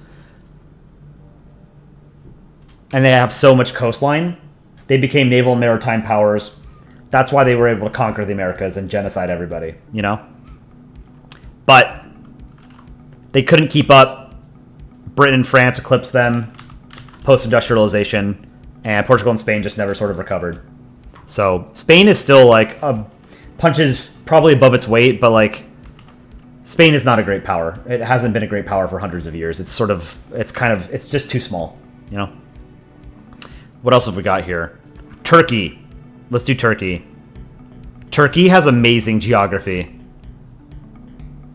You want to know why Turkey is in NATO? Because it's right here. This is one of the, like, the best places to be if you want to play all sides and always come out on top. Anatolia is pretty mountainous. You've got a bunch of weak neighbors around you. Iran is, like, the only major power that borders Turkey. But Turkey is the regional power here. Turkey's more powerful than Iran. But Turkey lies at the crossroads of several major civilizations, right? You have, like, the Arab Muslim world here, right? You've got Persia, you've got Russia, and then you've got Europe. So modern Turkey, they play all sides, but they always come out on top. Yeah, Turkey's a pretty mountainous country. They've got a lot of good coastline, so they're a Black Sea power and they're a Mediterranean power. They're also a very populous country, so they can throw their weight around. Like, they're one of the biggest countries in the region. Like, Iran is roughly the same size, but Turkey's a much richer country than Iran. And very importantly for NATO, right here, is this the Dardanelles? Or the Bosphorus? This is the Bosphorus Strait, right. The Bosphorus Straits, or, hold on. Yeah, this is the Bosphorus Strait. The Bosphorus Strait connects the Black Sea and the Mediterranean. This was very important to keeping the Soviet Union bottled up, and Russia subsequently. This is one of the reasons why Russia has bad geography, is that they, like, the Black Sea, any sort of naval power that Russia has in the Black Sea is basically limited there. Because Turkey controls this piece of land and Turkey's in NATO. looking at this map, Armenia looks like hell to invade. Armenia is a very mountainous country, but it's an incredibly small and poor country. These three states are all pretty weak by like global standards. Like when we're talking about regional and global powers, they're not powerful countries. Like look at the countries that surround Georgia, Armenia, and Azerbaijan. You have Turkey, Russia, Iran, right? And then there's an American military presence like everywhere here, right? These three countries are very weak relative to everyone else around them. Azerbaijan is easily the most powerful of these three. Georgia is kind of like a Russian puppet state right now. And Armenia is on very bad terms with Azerbaijan, obviously. They fought several wars recently. And Armenia and Turkey do not have good relations because of the Armenian genocide. Georgia and Armenia get along well. But the problem is they're both very weak states, and they're poor. Turkey or Azerbaijan, whatever, like they could overrun Armenia in a matter of like weeks if they really wanted to. Armenia's not a very powerful state. Iran is the closest thing Armenia now has to an ally, but it's an alliance of convenience because Iran and Azerbaijan don't get along. Iran and Turkey don't get along. Iran doesn't get along with most people. Sorry, not people. Most countries. But yeah, like the Caucasus don't have good geography, but Armenia in particular, it's landlocked, it's poor, and it's small. So this is playing Europa Universalis on hard mode. Like the hardest difficulty is playing Armenia. Armenia might have the worst geography of any state on the planet. Just terrible. Do Russia. European Russia. You want to know like why Russia has always been like a historically imperialist power? It's because all of this land is flat as fuck. This is the easiest kind of territory to move an army across.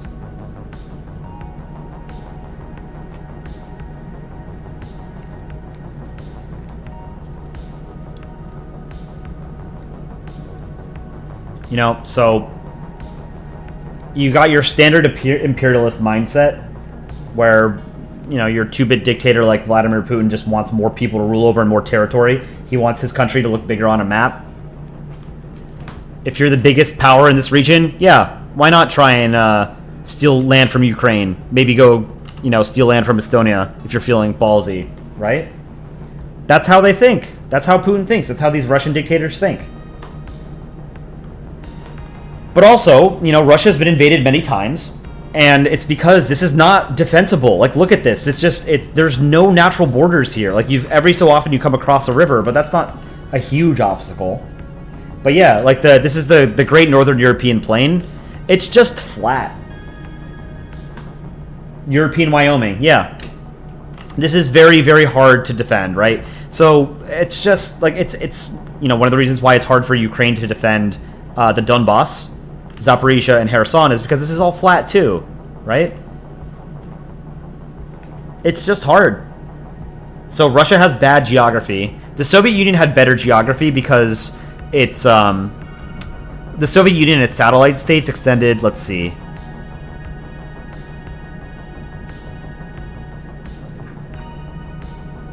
I'm gonna not include Yugoslavia.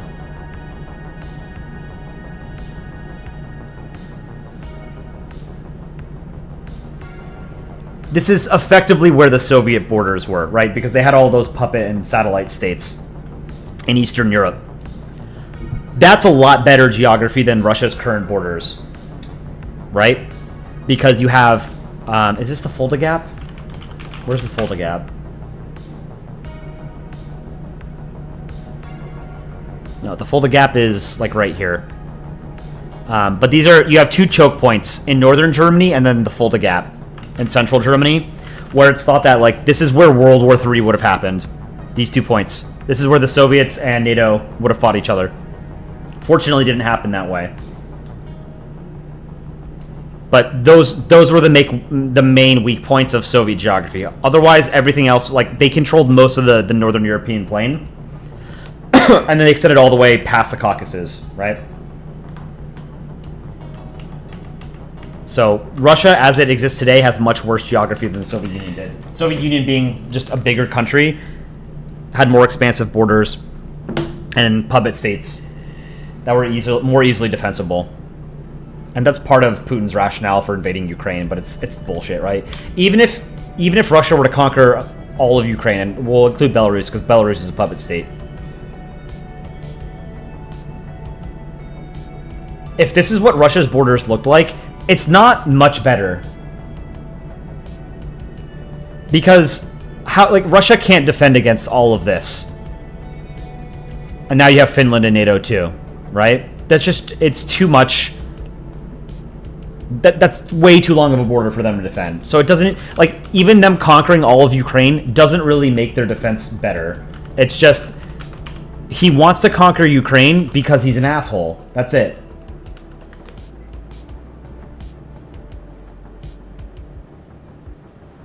Am I allowed to rate submitted to art contest pieces right now? No. Let's save it for Saturday.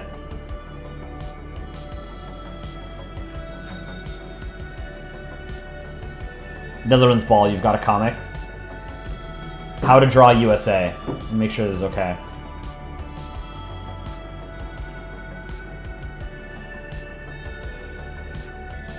Oh, this is good. I like this. Let's show this on stream. How to Draw America by Netherlands Ball. Good America. I like the sunglasses. You're missing a star here as a period for after the A.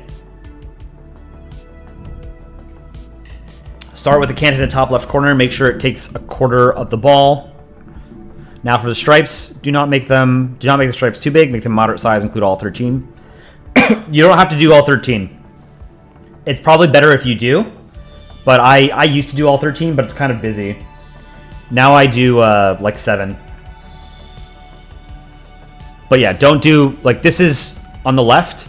That's too few. On the right is ideal, but you also don't have to do that many. I do 7 or 8.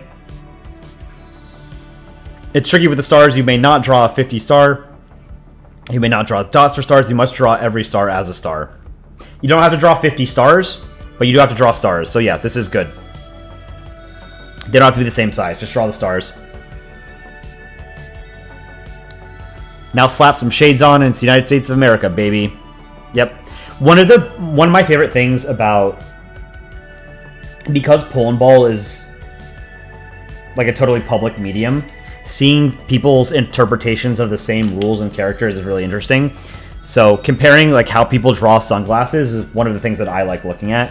I don't draw sunglasses anything like this. It's a way for you to sort of show your own artistic style and creativity. Now to spice up your America, don't write America Ball. It's just America. We don't refer to these as balls. They're just the countries. Now to spice up your America, make it liberate a third world country. Give him a little bit of oil. My favorite general in World War II.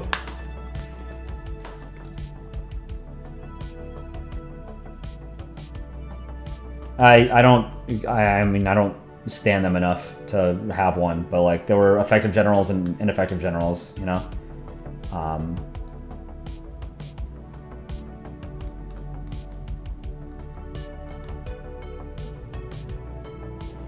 I don't know. Almost CSA moment with this one. Yeah, true. So historically, Germany also... Germany still has bad geography. But let's imagine, Imperial Germany. So Germany, 1914. Something like this, right? The borders were not good. Because they border a lot of major powers, right? France, their access to the sea was basically just the North Sea, and you've got the UK right here, right? So there was one major naval battle in World War I, the Battle of Jutland. It was really the only significant naval battle of World War I, and it was... The results of the battle itself are inconclusive, but you could basically qualify the Battle of Jutland, and I think it happened in 1916. The Battle of Jutland was a tactical German victory, but a strategic German defeat. Because Germany killed more Brits than the Brits killed Germans. They sunk more British ships than the British sunk German ships. The thing is, Germany couldn't afford to lose that many ships because their navy was not as big as Britain, right? So, to simplify it, technically, you could make the argument that Germany won the Battle of Jutland tactically, but strategically, the German Northern Fleet never mattered again after the war. Because they just didn't have the numbers to challenge the they couldn't challenge the British again. So the British could sustain heavy losses and still maintain control of the seas. So that's why they focused on U-boats and submarines instead of a surface fleet after that. And in World War II as well. Yeah. So they had two hostile great powers right next to them, and then obviously they had to deal with Belgium and the Netherlands, at least in World War. Netherlands wasn't involved in World War One. It was a neutral state, but Belgium was obviously invaded twice by Germany. Put up some stiff resistance, but it's a small country. Back then, you had Russia here, right? You had a dying Austria-Hungary over here, and Italy, right? And Italy famously just joins whoever's winning, so they're not a reliable ally. Austria-Hungary was, again, it was a dying empire. Probably caused Germany more problems than it was worth. And then obviously you have Russia over here being another major power. So Germany was never going to be a superpower. Its geography was bad.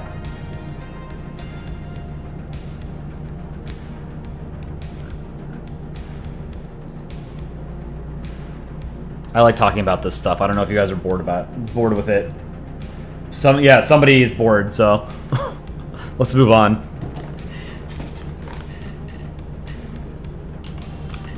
History class. Norwegian geography is crazy. It is. It's all mountains and fjords. Radioactive potato, it's going. Unpopular opinion, Bulgaria was the most competent Central Power member that isn't Germany. I don't think that's an unpopular opinion. It's just Bulgaria is just a small state. Yeah, like they performed well in the war, but they were too small to be relevant, you know?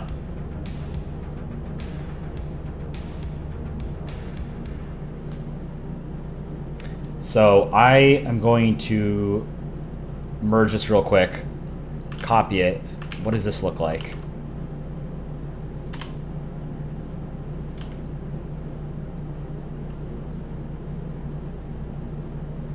So I'm going to have the starfield sort of fly past Poland. I think I need to add a little bit more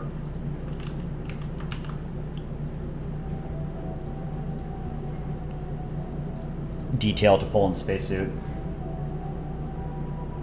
Fjords are pretty though, so you can't complain. Yeah. What's my opinion on big balls like Russia? What do you mean? We should have a day in which chat can update the chat iceberg. That'd be fun. Chat map? What do you mean by a chat map, somebody? I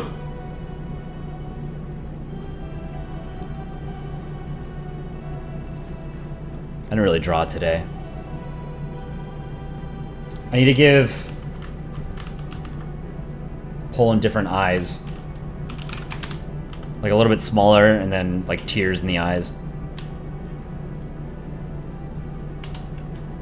I was using 70 pixel.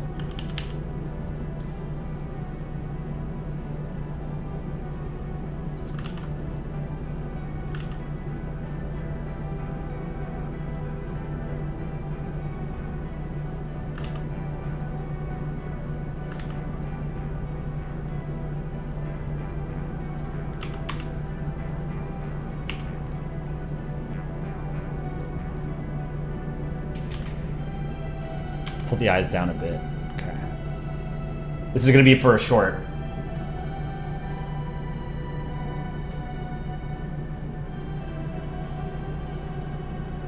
Geography Nerd, thanks for joining. Remember to drop a like on the stream before you guys peace out. Really appreciate it.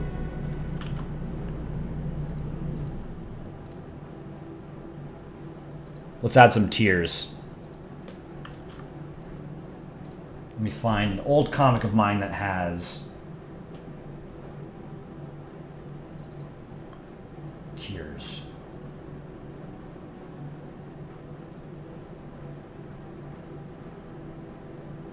French Ball, dare you to draw something you'll draw on your stream, which you're doing right now.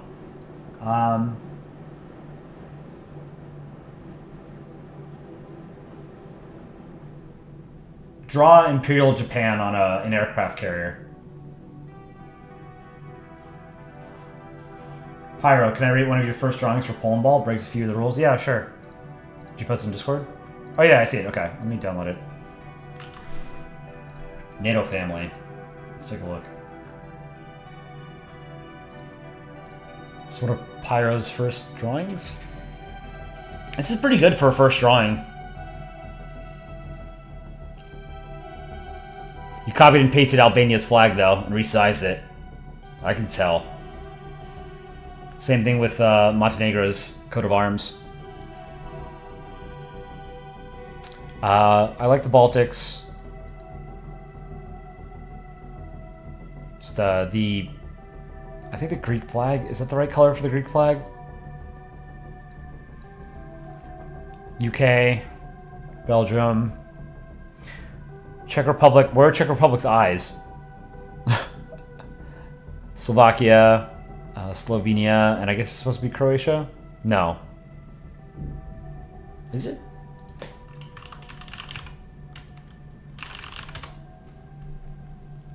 No. What country is that? It's supposed to be Croatia, but I think I got the colors wrong. It's blue on bottom, red on top, white in the middle. Switzerland, Liechtenstein, and Austria, Iceland, Denmark, Netherlands, Norway. I think that the flag colors are wrong. Finland, use line tool here, fix that. Sweden, we got anti-aliasing. See the two different shades of yellow. And you're like drawing on the borders. I know this is like one of your first ones. I'm just critiquing it so that people know what not to do and what to do. US, Canada, NATO, France, Germany, Poland. Do it upside down. Spain and Portugal, I think you copied and pasted the seals, the coats of arm from the flag. Dots on the US instead of stars. Draw stars. This is, who's that? Is that Luxembourg? Pretty cool though. See the family.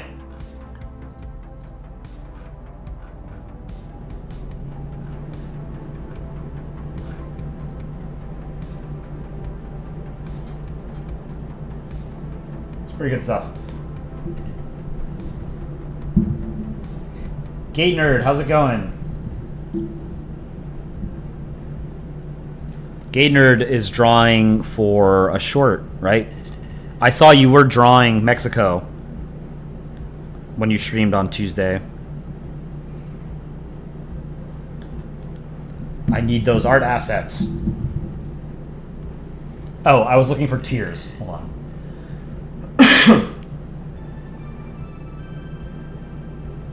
It's hot, man.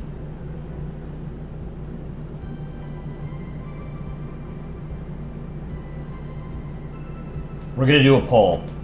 What's everybody's favorite season?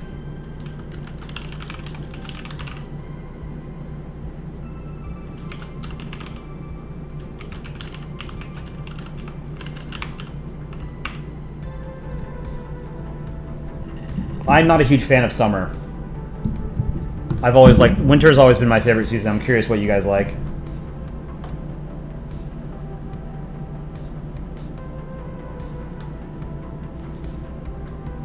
At some point, when it's hot, you run out of clothes that you can take off, you know?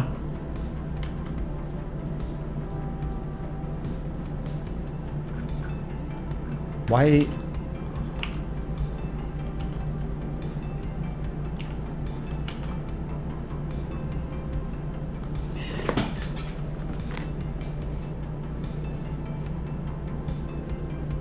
A nice spring day is nice too, but at least in New York, we only get a few days of spring before it just goes straight into hot weather.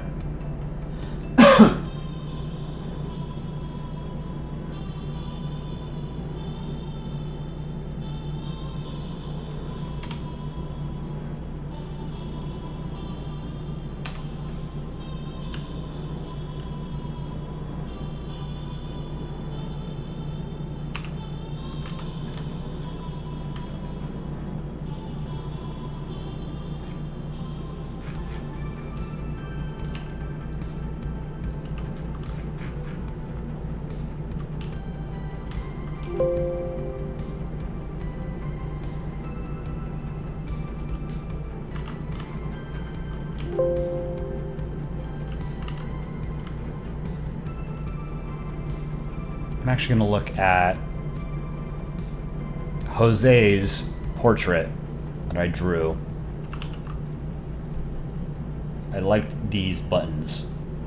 I'm going to steal these buttons and lights and whatever. Yeah, if you guys haven't seen the Starship launch today, go watch that. It's cool as hell.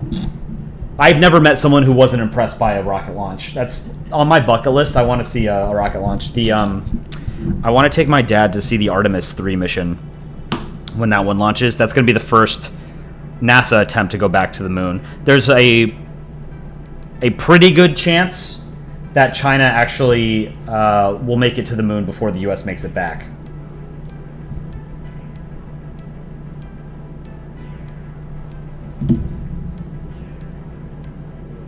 But I've never seen a rocket launch in person. It's a dream of mine. All right, let's end this poll. 27 votes. 44% said winter, 22% said fall or autumn, 18% said spring, 14% said summer. Yeah, summer, I don't like hot weather, man. Like, it's nice when you're on the beach or something and it's, warm and sunny, right? But most of your time spent in summer is not on the beach. You're still probably going to be inside and hot.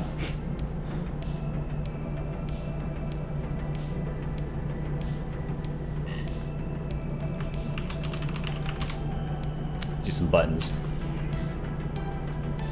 Some lights.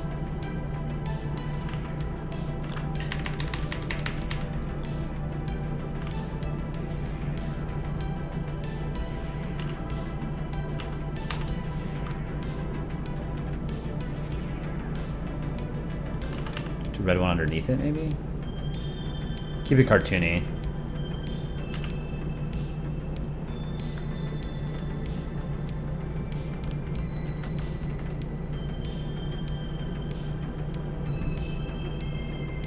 Mind if you send your exotic iceberg? There's one about fascists you're asking before. I mean, if it's not glorifying fascists, then sure, yeah. We don't like fascists here. Nobody should like fascists. Fascism is a bunk ideology for stupid people.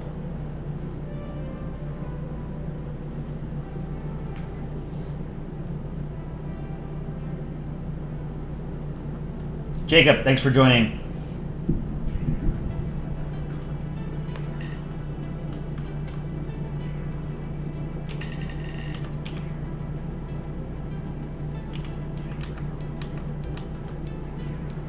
Okay, just use like a lighter green on the outside.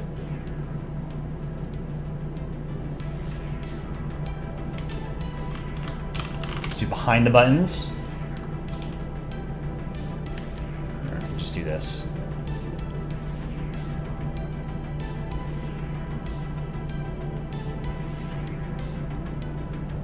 Yeah, that's too much.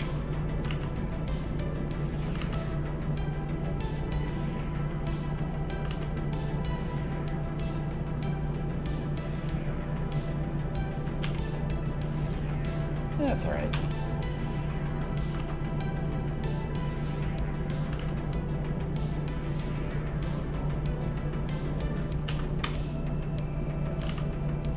Do red, a light red, so I got pink.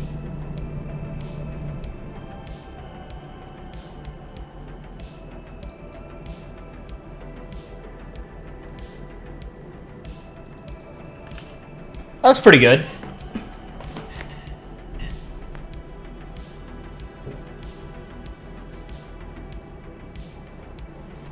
Humanity uses very smart methods to do stupid things. Yeah, I talk to this about people pretty often. Technological advancement is incredibly rapid. It's compounding, right? Like, we build machines that help us make more advanced machines more quickly. At the same time, the human brain is basically unchanged for the past 250,000 years, right? Like, we're still the same animal that we were, more or less, 250,000 years ago. So we have all of these incredible technologies, and we haven't come close to hitting the limit of what we're capable of. But we're still using that stupid, like, 250,000-year-old monkey brain that we've all got.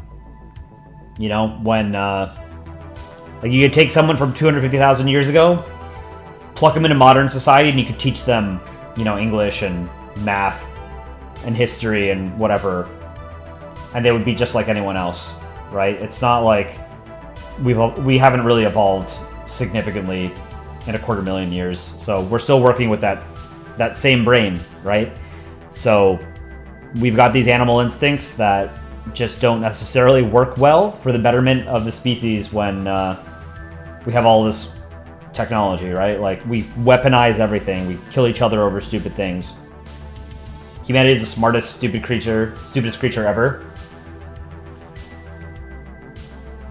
Yeah, I mean, like, one thing that humanity is really, really bad at is thinking about things in the long term. Climate change is the most obvious example. Like, that's a problem for future civilizations as well as ours, and we just don't care because it happens on such a long time scale. It's basically imperceptible in a human lifetime, right? Like,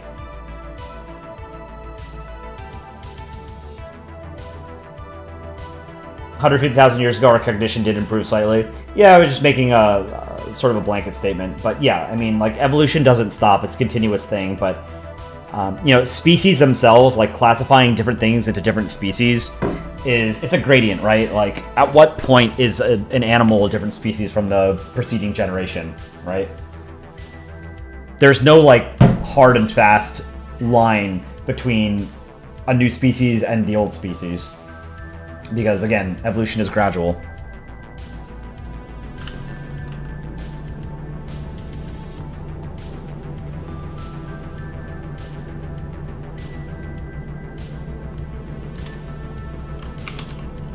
Let's see, visor frame. I want to try doing this.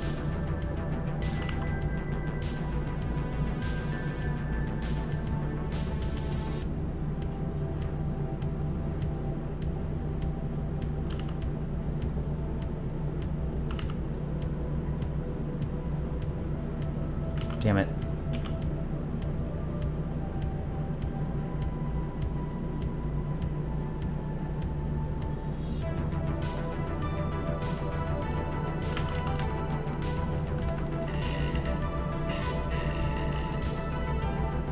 Dogs and wolves. Well, same thing. There's no hard line. Like, we selectively bred dogs from, like, the runts of wolf litters, right? But there was no point at which, like, the parent was a wolf and the offspring was a dog, and, like, this is a new species, right? And even then, like, how do you define species? Because you can still interbreed dogs and wolves and have, like, wolf-dog hybrids, and their offspring aren't sterile. Whereas if you crossbreed, like, a horse and a donkey, you get a mule, and the mule is sterile. So mules can't propagate themselves. So would you consider them a different species? No, but donkeys and horses are technically different species, but they can produce offspring with each other, but that offspring is sterile. Dogs and gray wolves can produce non-sterile offspring.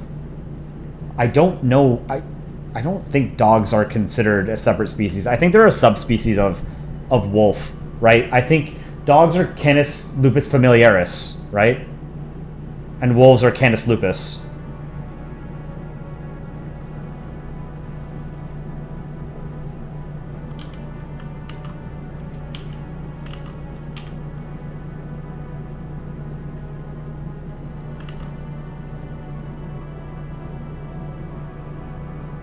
I don't know how I'm gonna make this visor frame work.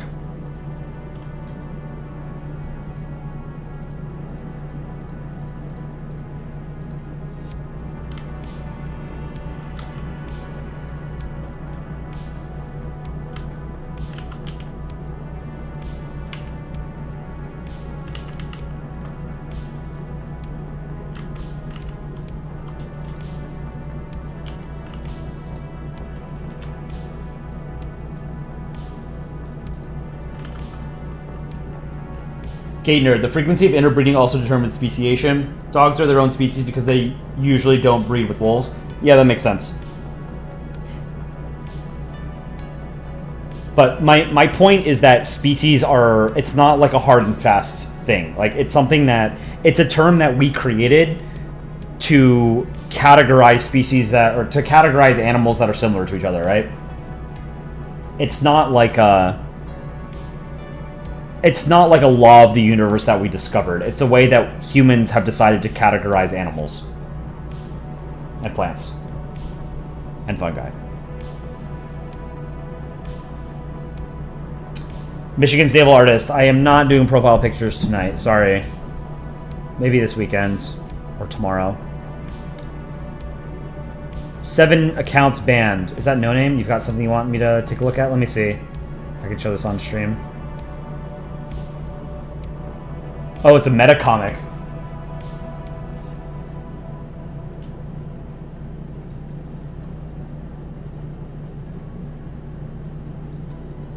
I don't want to, I mean, like, I enjoy it. It's funny. I just don't want to sort of show it on stream because I don't want to foment drama on stream. But 7 accounts banned, I looked at it. It's funny.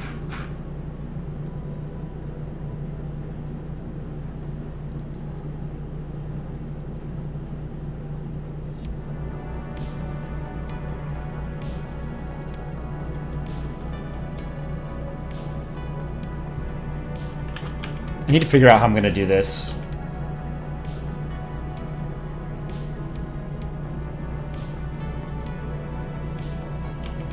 Like, why is there... Where did this blue come from? There are these blue lines.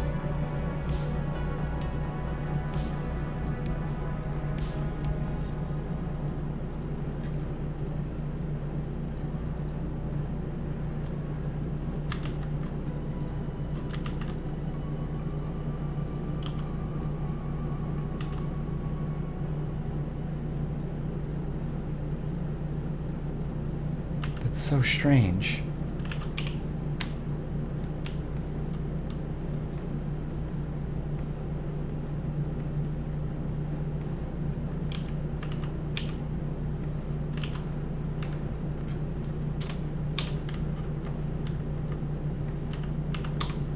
Then what? I was using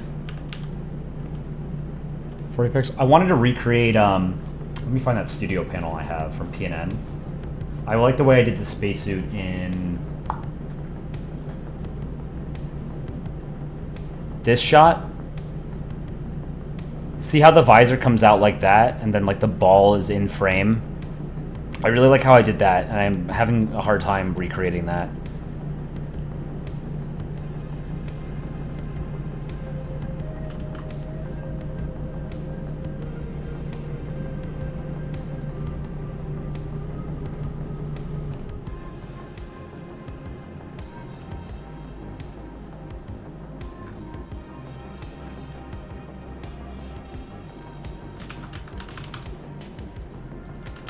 Oh, okay. Wow, it's late.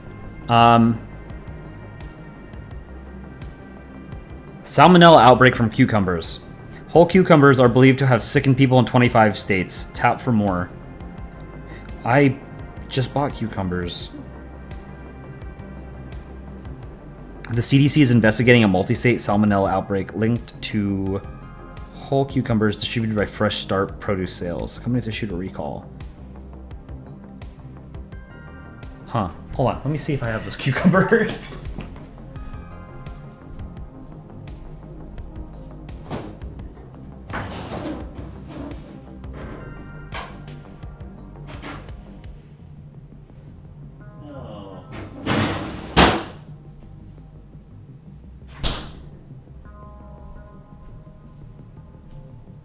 Do I risk it? Oh well. Will we bring back Polandball animated? Alpaca has been learning Blender and is making 3D assets. They're working on a some kind of animation, but those are the most involved things that we produce, and I don't know how to animate. So yes, Polandball animated is coming back. I don't know when. You'll have to ask Alpaca. I don't know what the timeline is on that, but Aaron and I are pumping out shorts and PNN. Oh, I wrote a script for a video that we're going to make about the European Union. We want to try and see if you guys would be interested in video essays about like things that aren't Polandball, but feature Polandball comics in them. So I made a script where I'm explaining what the European Union is. There are jokes in it, and we're going to make panels that feature like the EU and like EU states and whatever, the Soviet Union or whatever. And they'll be making jokes. They'll be making jokes on stream or on in the video, because those are the kinds of videos that I watch on YouTube, like geopolitics, geography, stuff like that.